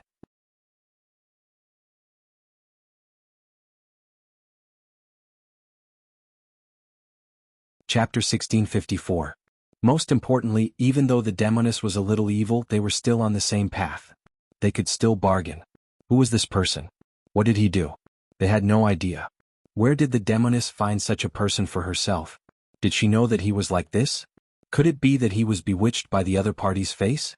The black brothers thought about many things. Chinamo opened his mouth at this moment. His voice was calm. "Do you have a girlfriend?" They shook their heads. Girlfriend? They had many mistresses. They had never thought about a formal girlfriend. Chinamo continued, "Indeed, it's hard to understand someone without a girlfriend.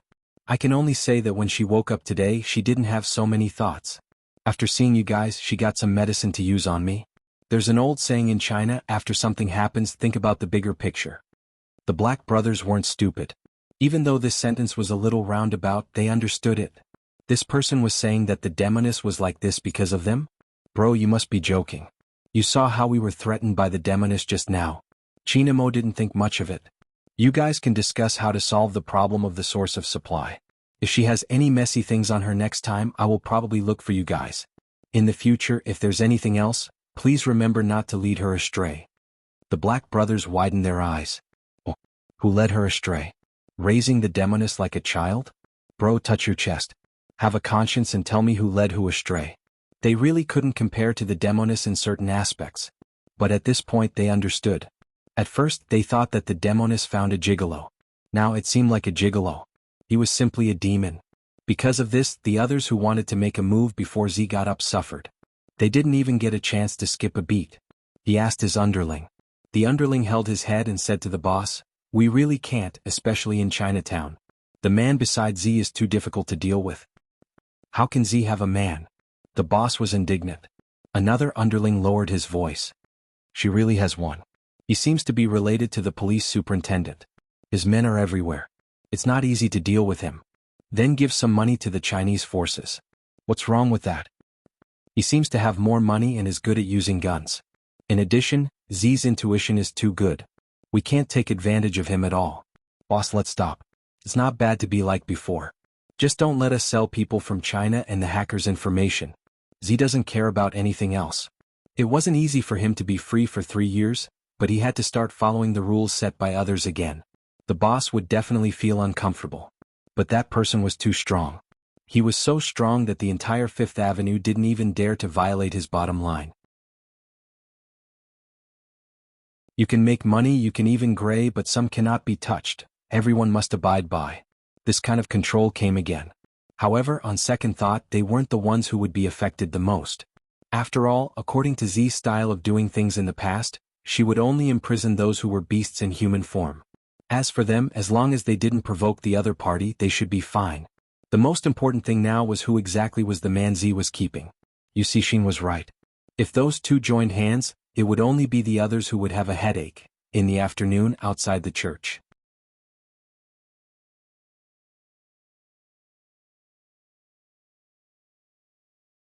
Chapter 1655. It was impossible for Z to be completely obedient.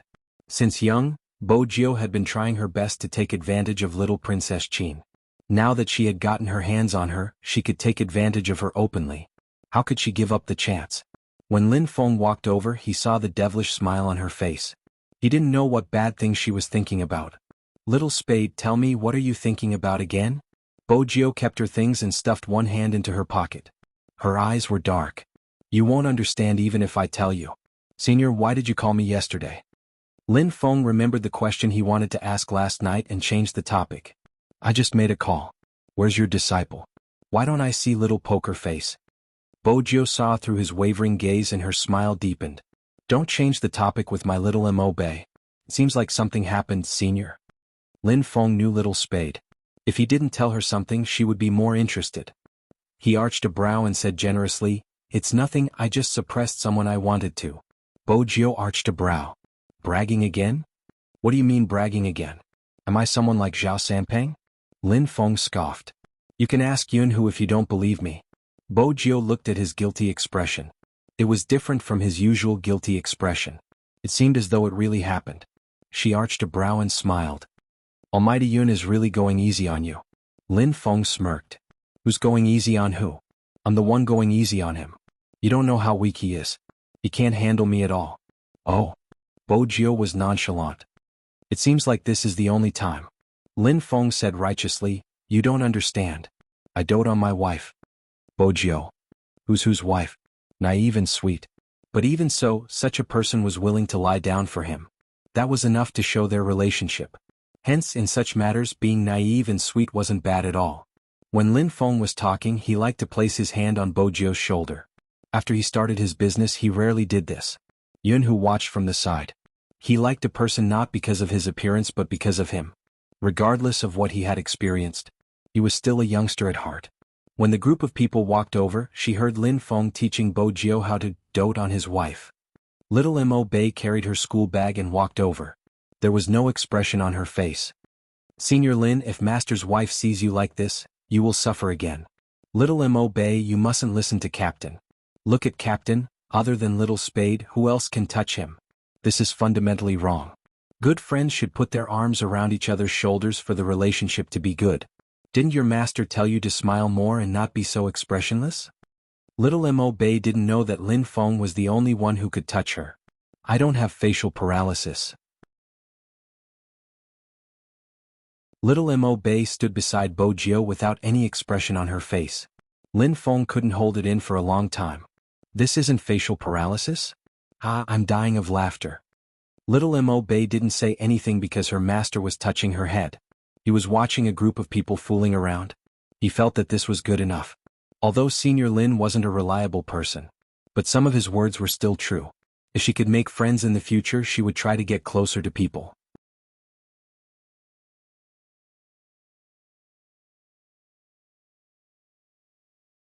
Chapter 1656. Just like that. Little Mo Bei's way of interacting with others had been completely led astray. But it was also very blissful. Because she was too young. She wasn't an official member yet. She learned more than others. Because there would be Ren School nearby. There were many places to visit on Fifth Avenue. The exotic atmosphere was being traversed by this group of people. It was like a scene that would only appear in a comic. Everyone had a different style and personality. After leaving the chaos, life would become very simple. With this group of people together, how could they not play games? Video games were included. Coco was catching plush toys.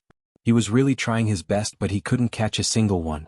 Bojio pushed him away, biting a lollipop. She controlled the game handle and lifted it up. A plush came out. Lin Feng, who had long legs, was also catching. Yun, who was standing beside him. And Rao Rong. The four of them stood in a row. Lin Feng familiarized himself first. Then it was almost the same. Once he took action, there would definitely be a plush toy coming out. Very quickly this place became a scenery. After all, there were 4 handsome Asians and they were so good at catching plushies. It was really eye-catching. Other professional players didn't know. However, the 4 of them would usually train in terms of angle and strength. Other than Bojio, who frequented such places, the other 3 basically could get the hang of it after trying. More and more people surrounded them. Bojio definitely caught the plushies for her disciple. Lin Feng casually threw them into Mo Bei's hands. Rao Rong and Yun, who were the same. Mo Bei was almost buried by the pile of plushies. This was probably the strength of the group pet. Shui Yaoyao watched from the side. She raised her hand and took a photo. Because she knew that they would be separated in the future. That was why she would cherish the days together. Her fingers swept across the screen. That devilish back view couldn't help but lift the corners of her lips. Perhaps no one would understand. Her youth was so dazzling because she had been with such a group of people. She used to be too ordinary. She was so fat that no one would ever notice her. After knowing this group of people, it seemed that no matter what she encountered in the future, there would always be something buried in the depths of her heart. She continued to walk and work hard. Even if she had to walk the path of becoming a person, she wouldn't be the same as before. She wouldn't be so timid and afraid to express herself. Supreme Alliance had taught her courage. In everyone's eyes, they were different. Shui Yaoyao could hear the laughter around her, some complimenting their looks, but most of them were surprised. If he continued to be arrested, the boss's business would be ruined. It just so happened that the captain had come at this time. She stretched out her hand and pulled down her collar. She didn't join the team to catch the dolls, but used a sentence to send Mo Bei away. Go catch a few and practice your control of the angle. When Almighty Qin said this, his face was noble and indifferent. In reality, after Mo Bei left, he stood beside Bojio and took the plush toy that the person had brought over. He lowered his lids and smiled. You seem obedient today. Good every day, Bojio replied calmly. Brother Mo, which one do you want? I'll catch it for you. Qin Mo didn't expose her about the Black Brothers. He glanced over, his eyes calm. That little tiger? Bojio arched a brow.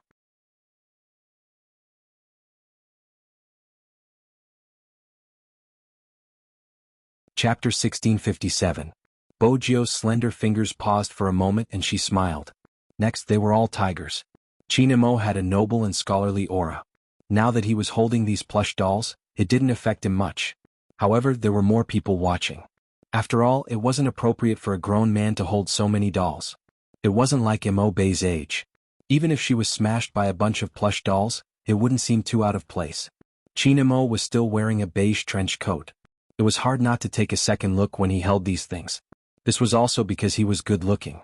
Just a smile would make him feel comfortable. Some foreign children saw it and started to surround him. They probably wanted a doll.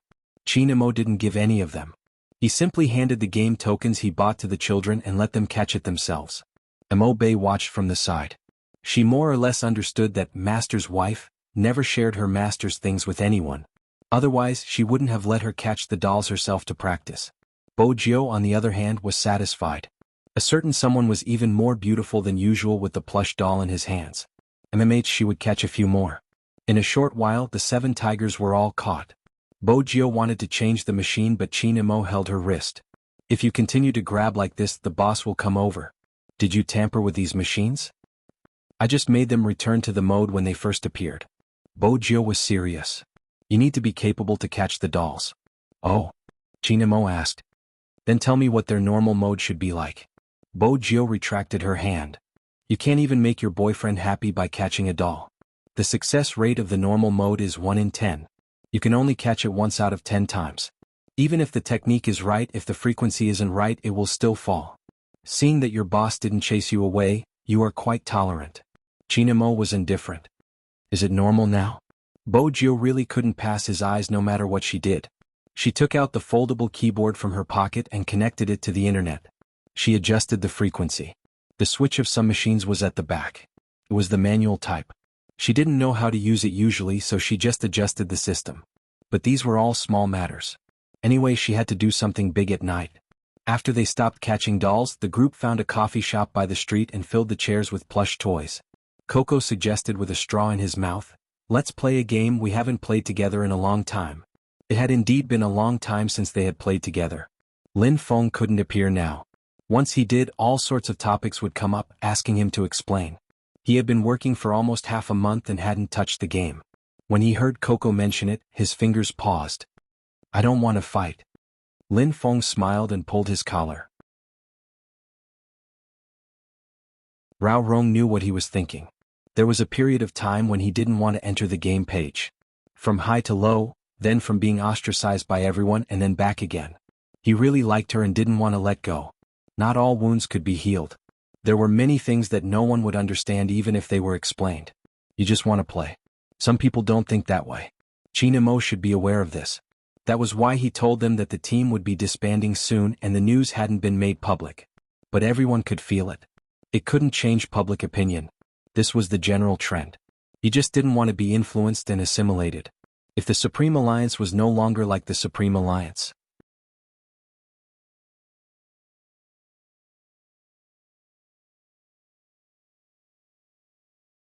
Chapter 1658. Coco regretted his suggestion a little. But Lin Feng acted as though nothing had happened. He was still playing with his plush toy. He didn't play games anymore because he was afraid that he wouldn't be able to let it go if he met it again. He probably still felt regret. But sometimes in the group chat, Zhao Sanpang no longer called himself the most handsome person in the world on livestream. Instead, he would call people over for a meal every day, insisting that he had researched a new dish. The picture he sent was actually an eggplant pot. It seemed like the most ordinary life. But there were still people who would dig for information about him. Lin Feng didn't care. He just needed to make up for the losses the Lin family suffered because of him. This was probably his goal in life. He used to be fearless. Now he was afraid that the truth would never be seen. He who had lost his courage would never be the same as before even if he picked up the mouse again. Because the important people were gradually retiring. All he could do was cherish them. The news would never stop being created and reinvented, adapted and rewritten, using everything. In reality, the things behind were too dark. In this world, as long as you felt that what you did was right and what you presented was right, it didn't matter how despicable your methods were. No one would think too deeply about it. After all, it was complicated. Lin Feng couldn't forget why he joined the Supreme Alliance. Because there was a person here. Even if the world was chaotic and he had suffered a lot, he wouldn't become the kind of person he didn't want to be. Lin Feng smiled, his gaze landing on the cold and elegant figure. Was this the reason Little Spade liked this person so much? How many people in the world could maintain the same state of mind? Incorruptible to darkness, immune to poison. Their captain seemed to just stand there. It made people feel that the future was bright. A dazzling person never stayed in a greenhouse, ignorant of the world. But his heart had come into contact with all the darkness. But he insisted on the path he wanted to follow. As long as the Supreme Alliance was still in his heart. As long as there were people who were sad and felt that they couldn't walk out of it, they would be filled with strength when they thought of this name. The rest didn't seem that important. That day the group went to many places. They even took many photos. When they left, they didn't turn back. Only Mo Bei was there, carrying a small school bag, looking at the person who still had a wanton smile on her face. She knew that her master would only be overseas in the future. The only thing he felt upset about was, he had never fought with this person on the same battlefield. After all, the Supreme Alliance members returned to China. The first thing Feng Yi wanted to announce was the disbandment of the team. He was still dressed in a suit, with gold-rimmed glasses and a smile on his face. No one was willing to accept the news. The doubters were still doubting. Someone even said, "Supreme Alliance is different to me. I don't want to be a fan of these players anymore since they were disbanded for no reason." No matter what it was, Feng Yi just listened and didn't say a word after listening. It would definitely set off a wave of discussions. There were those who understood and those who did not. Feng Yi wasn't worried about anything else. Before he returned to the country, Z had talked to him and asked him to make arrangements for Tiny. With the little guy's strength, he should be able to enter any team. It was just that it was too chaotic at this time. The Supreme Alliance disbanded. Teams of imitators popped up endlessly.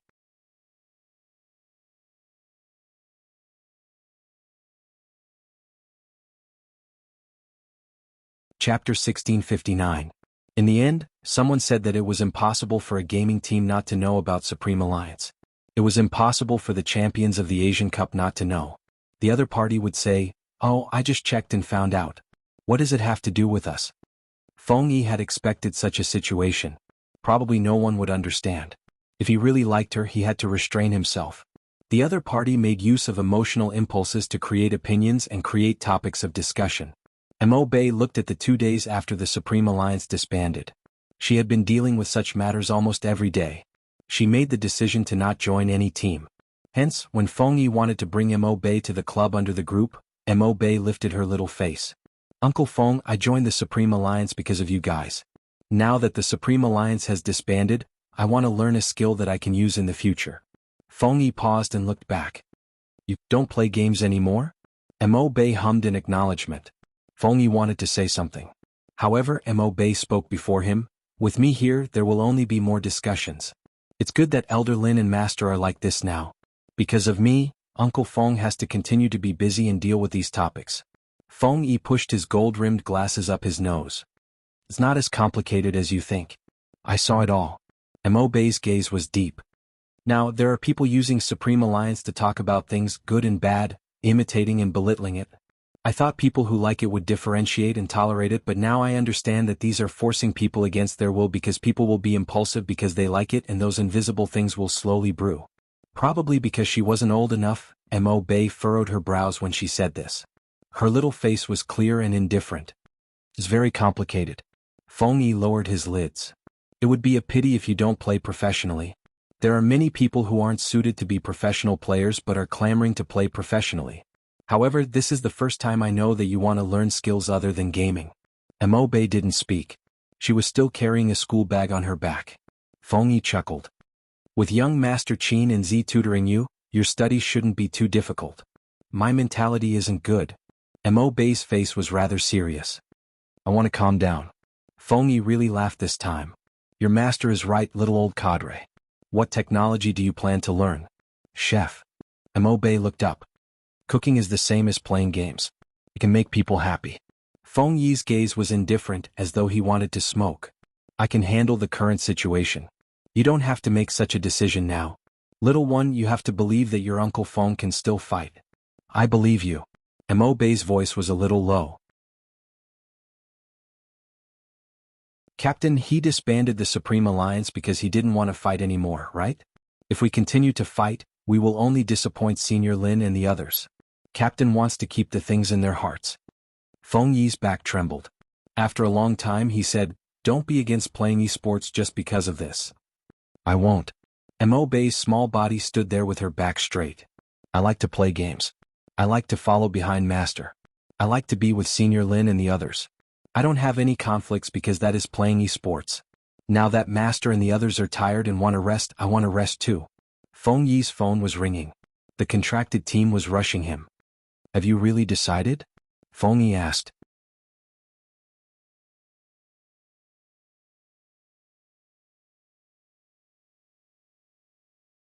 Chapter 1660. Feng Yi tugged his collar and sent a rejection message to the other side. Bei's official appearance was also temporarily cancelled in the afternoon. No one knew what the Supreme Alliance's pet looked like. The only thing left were some videos of Bei's game characters. When she walked out of the club, Mo Bei didn't bring anything with her. Instead, she placed the keyboard that she had been carrying on her back in front of a seat. When she heard that the Supreme Alliance had disbanded, the little princess of the Yun family, Yun Shen, ran over to accompany her little friend. Because she knew that Mo Bei wouldn't feel good. This kind of thing couldn't be let go just because she said so. It was raining and the screen was still playing the Supreme Alliance's video. Yun Shen asked the driver to stop the car and saw the figure standing by the side of the road. She raised her head and looked at the screen in the square. Her eyes chased after the figures. Many years later. Perhaps no one remembered them. But she remembered. That pair of burning eyes started to bury her emotions bit by bit. She said that she wouldn't play games anymore. At that time she was too young and her eyes were red. Yun Shen didn't understand anything, but one thing was clear to her. No matter what decision anyone made, it was to protect. When the decision to disband was made, Qin Mo told Feng Yi. Depending on which team they wanted to go to, whether they wanted to stay in the industry or do something else, they could find the corresponding company. After being a professional player for so many years, everyone had their own savings. There wasn't much to worry about in this aspect. Only Rao Rong didn't have any funds, but the things that he knew were incomparable to ordinary people. Lin Feng had asked him to be the product technical director several times. Uncle Lin had even thrown the internet cafe to him. Rao Rong basically had to busy himself here and there. But that face didn't change at all. When he smiled, his eyes were half curved. When he didn't smile, he was cold and handsome. After everyone took off their uniforms, they didn't touch the mouse or keyboard again. We always had a kind of panic. We were afraid that we would become the most inconspicuous one among the masses. We were afraid that mediocrity would wear away our youthful spirit. Only later did we realize that those things were under our eyes. But because we cherished it too much, we would use maturity to explain it. Yao Yao was one of them. She was different from before. Many teams would come over to poach her and offer a high price. She didn't agree. University was about to start. Life would definitely be different. Because they were going to change cities. If she stayed here, she would always think of the days when she went to the internet cafe with Coco and the others to get instant noodles. In the past, Yao Yao's academic results were above average, but ever since they went to tutor together, she directly ascended. Sometimes, she would always think of that silver-haired youth with a lollipop in his mouth and a book covering his face. Occasionally he would be hit by the captain. Then he would find an excuse not to do the physics questions. With a handsome face, he would walk over to her, point out the mistakes in her answers, and teach her a simpler way to solve the questions. The day before Shui Yao Yao left the Jiang family. It was the official transfer of power by the Jiang family.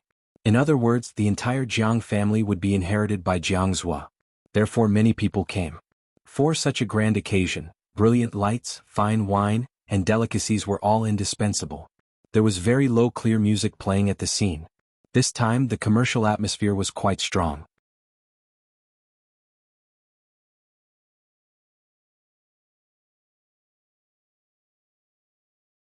Chapter 1661. Jiangzhou wouldn't agree to such a thing. He stood there shaking his wine glass, looking a little unapproachable. Many people said that Jiangzhou had changed. Because in the past, young Master Jiang was basically the type who would never be touched by a single leaf. He would never be cold to a girl. Like a central air conditioner? But it didn't have the temperature of a central air conditioner and was just a polite rejection. To a certain extent he was considered a scumbag. But some rumors couldn't be trusted. Even though Jiangzhou was a scumbag, he had never been close to her. Now he seemed to have something on his mind and wasn't even paying attention. Father Jiang walked over helplessly, not knowing what to do with his son who had been estranged since a long time ago. You have to meet her. Father Jiang lowered his voice. Business is business. Jiangzhou was still cold towards his father. What? You want to sell me? The Jiang family doesn't need such a model anymore. I see that you have been in a bad mood recently. You are really... Father Jiang didn't know what to say and tilted his head in anger. Jiangzhou paused. Why don't I see them? Don't you dislike seeing your auntie? She is upstairs with little Heng. Yao Yao is leaving tomorrow. Father Jiang sighed. Dad's things will be yours in the future.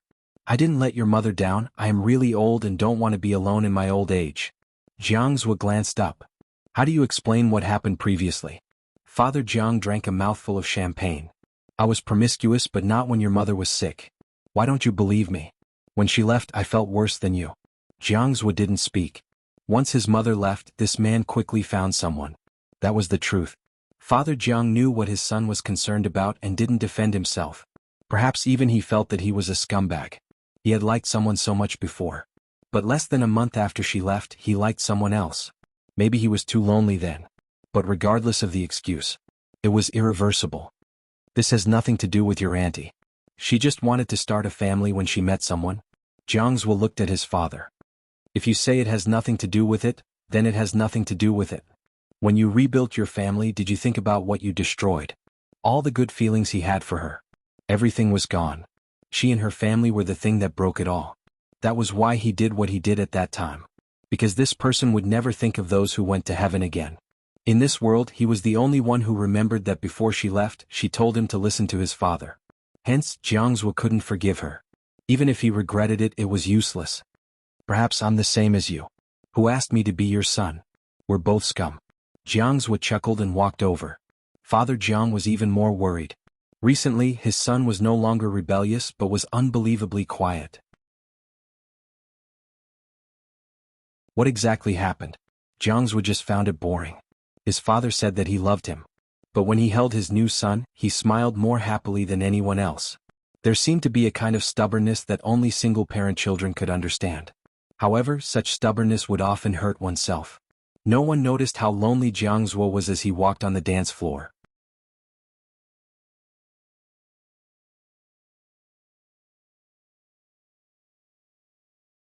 Chapter 1662. Every freshman was more or less the same. During the summer vacation, while completely relaxed, there was also an indescribable sense of loss. His high school life was finally over. Those test papers that he wanted to finish day and night. Sometimes when reading a book he would touch the table with his head. It was a very ordinary life. But because in those bits and pieces, there was the shadow of an important person. The day before he left, he had to pack his luggage. Shui Yaoyao looked at the black and red uniform.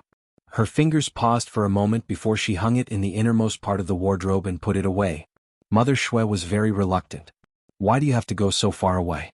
It's not like we don't have good universities here. Shui Yaoyao smiled. It's more professional there.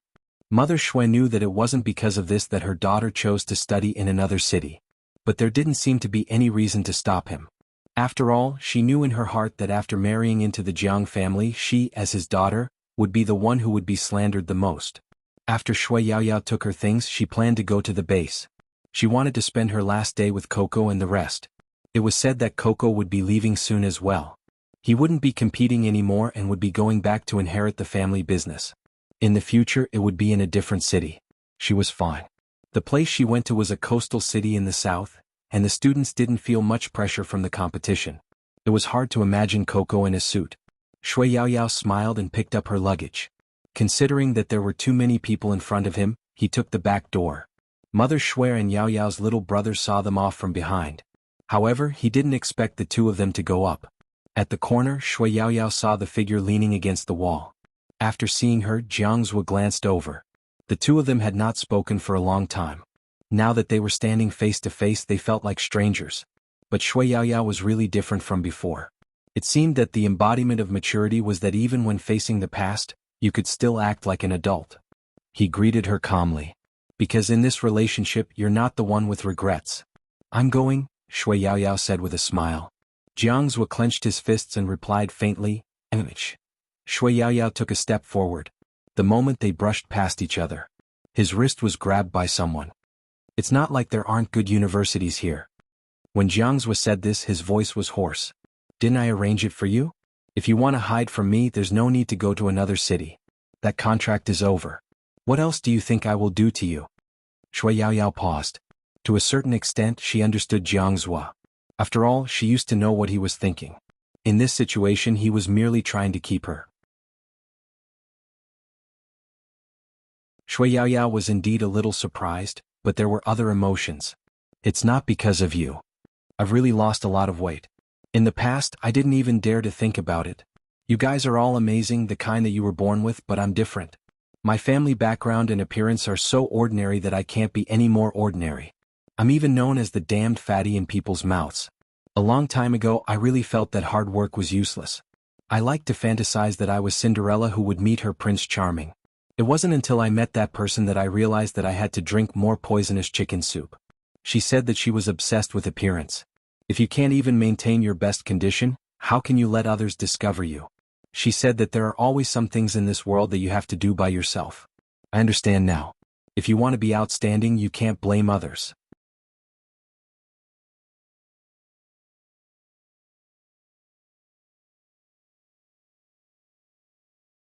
Chapter 1663. Jianghu had never felt the need to let go as he did now. Actually, it wasn't impossible to stop her. She cared about her family the most. He just had to make use of this. Jianghu had been a businessman since he was young. Lingering in the bushes and scheming was similar to Feng Yi. But at this moment he let go. When he turned his head, his voice was low. I'll get the driver to send you. Okay. Shui Yaoyao didn't argue since it wasn't easy to get a cab here. Jianghu didn't send her off because he knew that if he followed her any longer, he would do something he would regret. But the confident her was so beautiful that it made him feel uncomfortable. University life. How many people would he meet? The moment he thought of this, young Master Jiang, who had always been a strategist, couldn't remain calm. He watched as the car disappeared into the night. Jiang Zuozai slammed his hand into a tree beside him. His knuckles were broken and blood flowed out. But he didn't seem to notice it.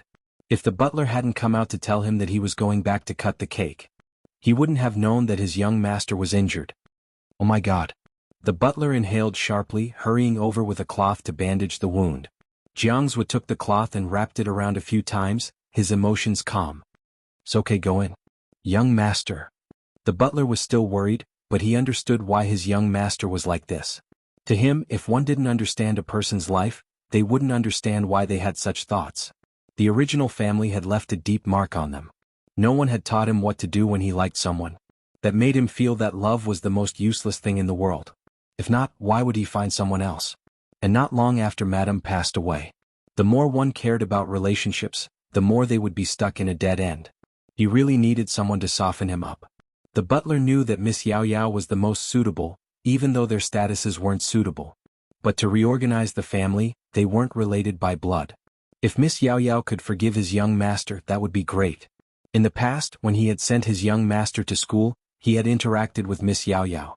At that time, young master was very concerned about him. Although he didn't say it, he would always take an extra portion of breakfast, saying that fat people eat more. Others might think that he was mocking them, but those who were familiar with the young master would know that he would never say such words to someone he didn't care about. At that time, young master's personality was already very gentle.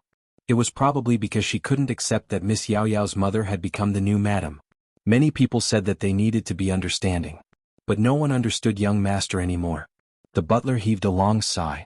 At the party, everyone was clapping and smiling. Jiang Zhu sliced the cake with one hand. Was his life going to be like this? Every day when he woke up, he would be on guard. There would be no shortage of people by his side, but he could no longer feel anything. The other side. I heard Yao Yao is going to study in another city. The #1 RMB player in Zone C, Feng Shang, bought a lot of bags for her. Coco commented, "Shallow?" Then he pulled the rabbit behind him and put it in Yao Yao's hand. "In the future, let my little brother accompany you. This is not mine, I want to hug it to sleep. You don't need to worry, it is not dirty."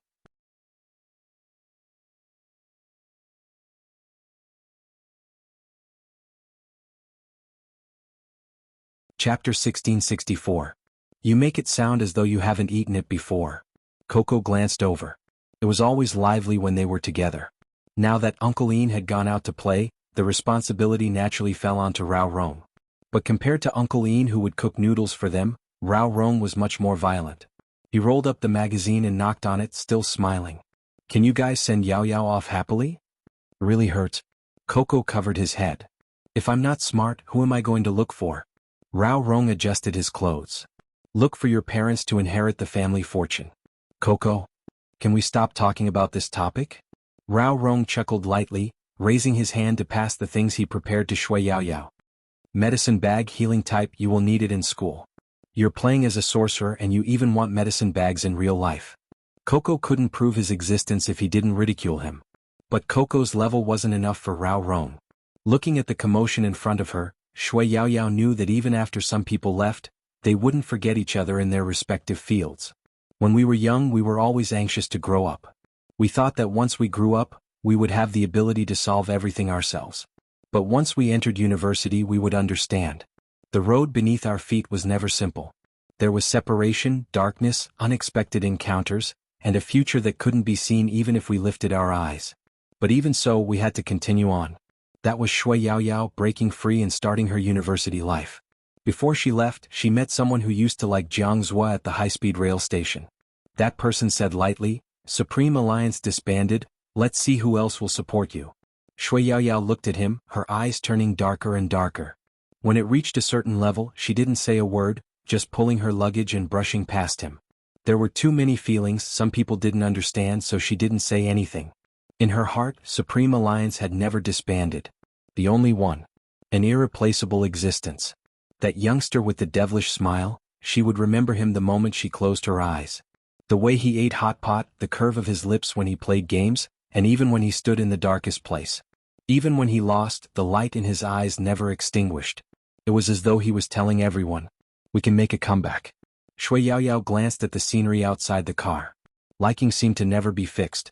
Shui Yaoyao knew that very soon there would be a new team. People's attention would be placed elsewhere. But at the same time, she believed that for some people, Supreme Alliance was a memory etched in their hearts. She left. In the car, Jianghu lowered his head. His hair fell down and covered his eyes, making it impossible to read his emotions.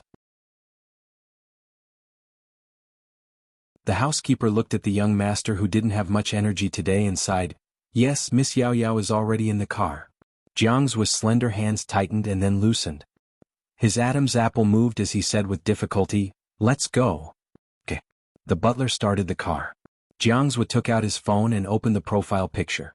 In the end, he didn't send a message wishing her a safe journey. Instead, when she saw that Chinamo had decided to stay overseas temporarily for the sake of a certain someone, her eyes flashed.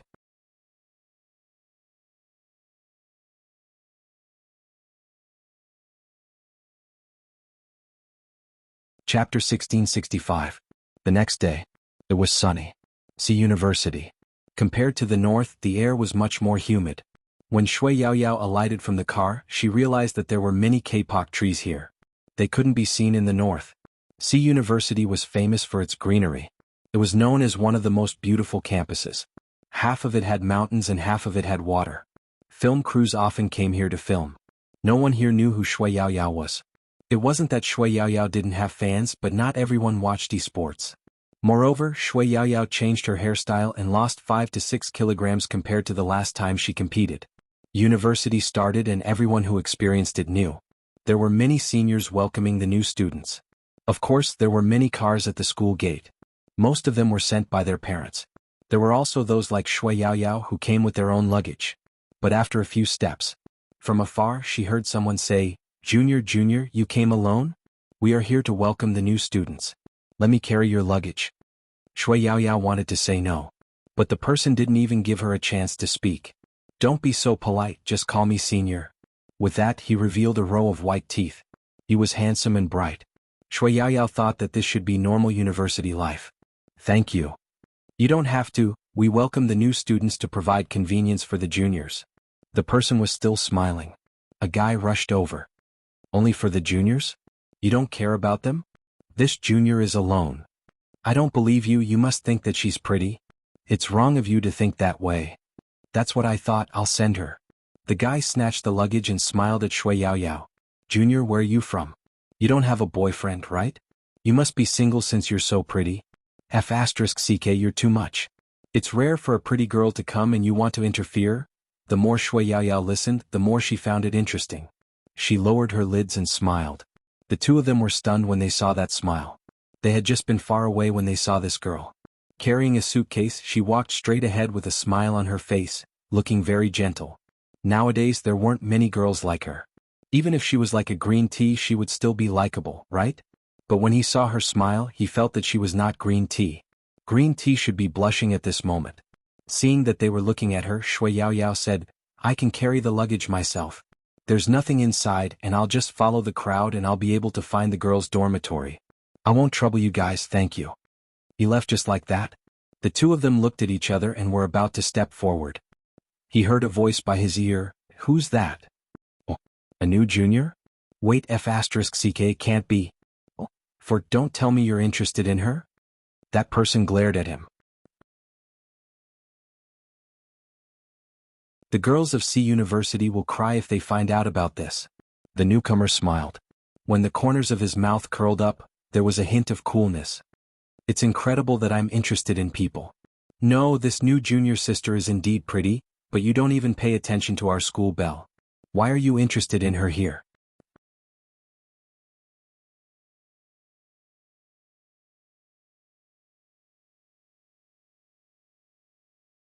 Chapter 1666. Yao Yao didn't know that someone was interested in her. She pulled her luggage into the dorm. University dorms were usually for 4 people. There were 2 layers of beds and a common desk near the window. Southern universities had a strong design concept. Some new dorms would be like graduate dorms. Each bed would have a small table that could be stretched out. Shui Yao Yao looked at the bunk beds that were completely different from high school. She truly realized that this was the start of her new life. The moment Shui Yao Yao came in, a cute girl on the upper bunk said, "Wow, another pretty girl came in. Our dorm room is really pretty." Beauty? Shui Yao Yao had never been called that before. But she couldn't deny her beauty after losing weight. After hearing that, Shui Yao Yao couldn't help but laugh. Senior Lin Feng used to say, "Little Spade, let's form a boy group and debut. Since we're so handsome, let's bring Zhao Sanpang along. He'll be in charge of praising our boy group." Senior Lin Feng used to say, "Little Spade, let's make a debut as a boy group." With that thought, Shui Yao Yao paused, not allowing her thoughts to continue. She lifted her head and looked at the girl. "Hello, I'm Shui Yao Yao." "I know."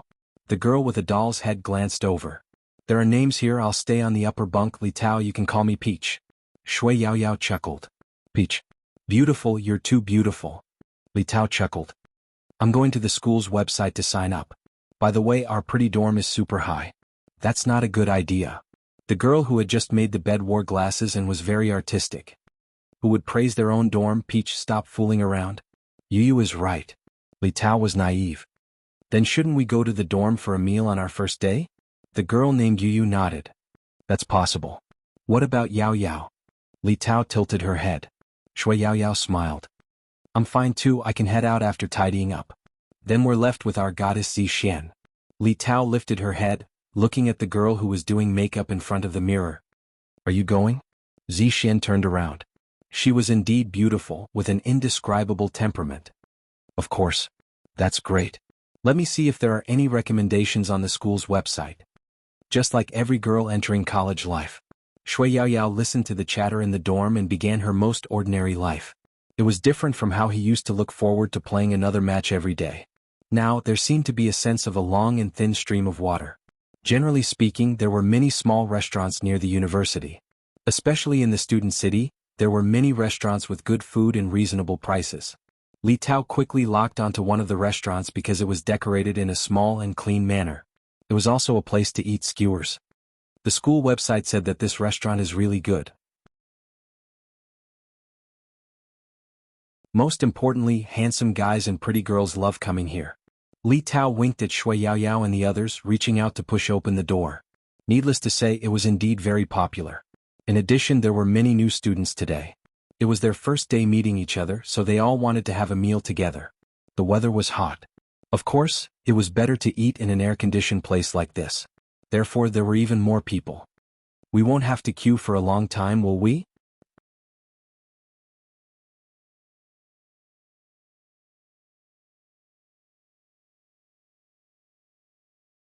Chapter 1667. Shui Yao Yao turned her head and smiled. "Senior?"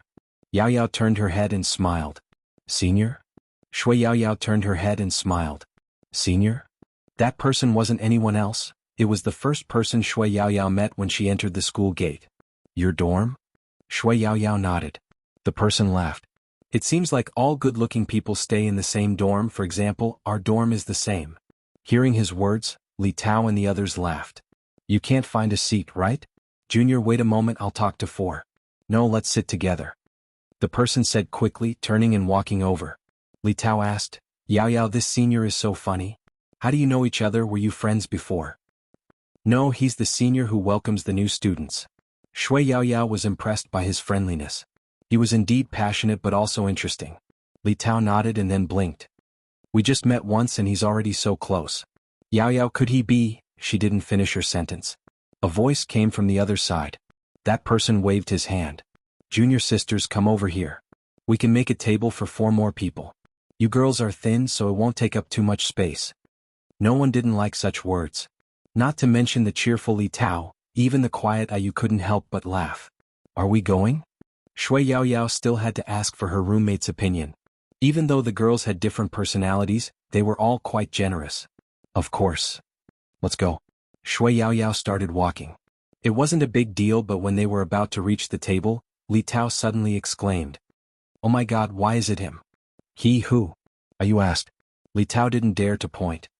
"Look at the most handsome person sitting at the table. He's C University's famous school hunk. He's a first-class protected animal. Not only is he good at everything, he looks like a celebrity. I was just looking at the school's website. I didn't expect the heavens to let me see him in person." Hearing Li Tao's words, the others all looked over. The quiet Ayu blushed. "I've heard of him too. He's 2 years older than us and has always been quite popular. School hunk Lin Yang, even the professors like him. The one in the white shirt." After Zixuan sized him up for a while, she smiled and said, "He does look good. Does he have a girlfriend?" "Zixuan, why are you so direct?" Li Tao lowered her voice. "I can tell you that he hasn't. Senior seems to be quite busy recently and hasn't been particularly close to anyone." Shui Yaoyao was amused by their conversation. After all, when he was with that person, no matter how handsome a guy was, no one would look at him. His gaze would only land on that person. Amazement seemed to always be used to describe that person. Silver hair, arrogant handsomeness, lazy and gentle. It could be said responsibly. After seeing such a person, it was rare for Shui Yaoyao to think that someone was stunning. As time went by, he became the least excited one. However, it could be seen. The person sitting at the dining table was not bad looking. Even in such a noisy environment, he had his own aura. You're tuning in to the Han Li's Wuxia Adventures YouTube channel. We're so grateful for your support, and don't forget to subscribe to join us on this incredible journey through captivating stories. Your generosity through donations truly makes a world of difference, as it's the primary source of revenue that allows me to expand and enhance this channel for you. Thank you from the bottom of my heart for being a part of this adventure.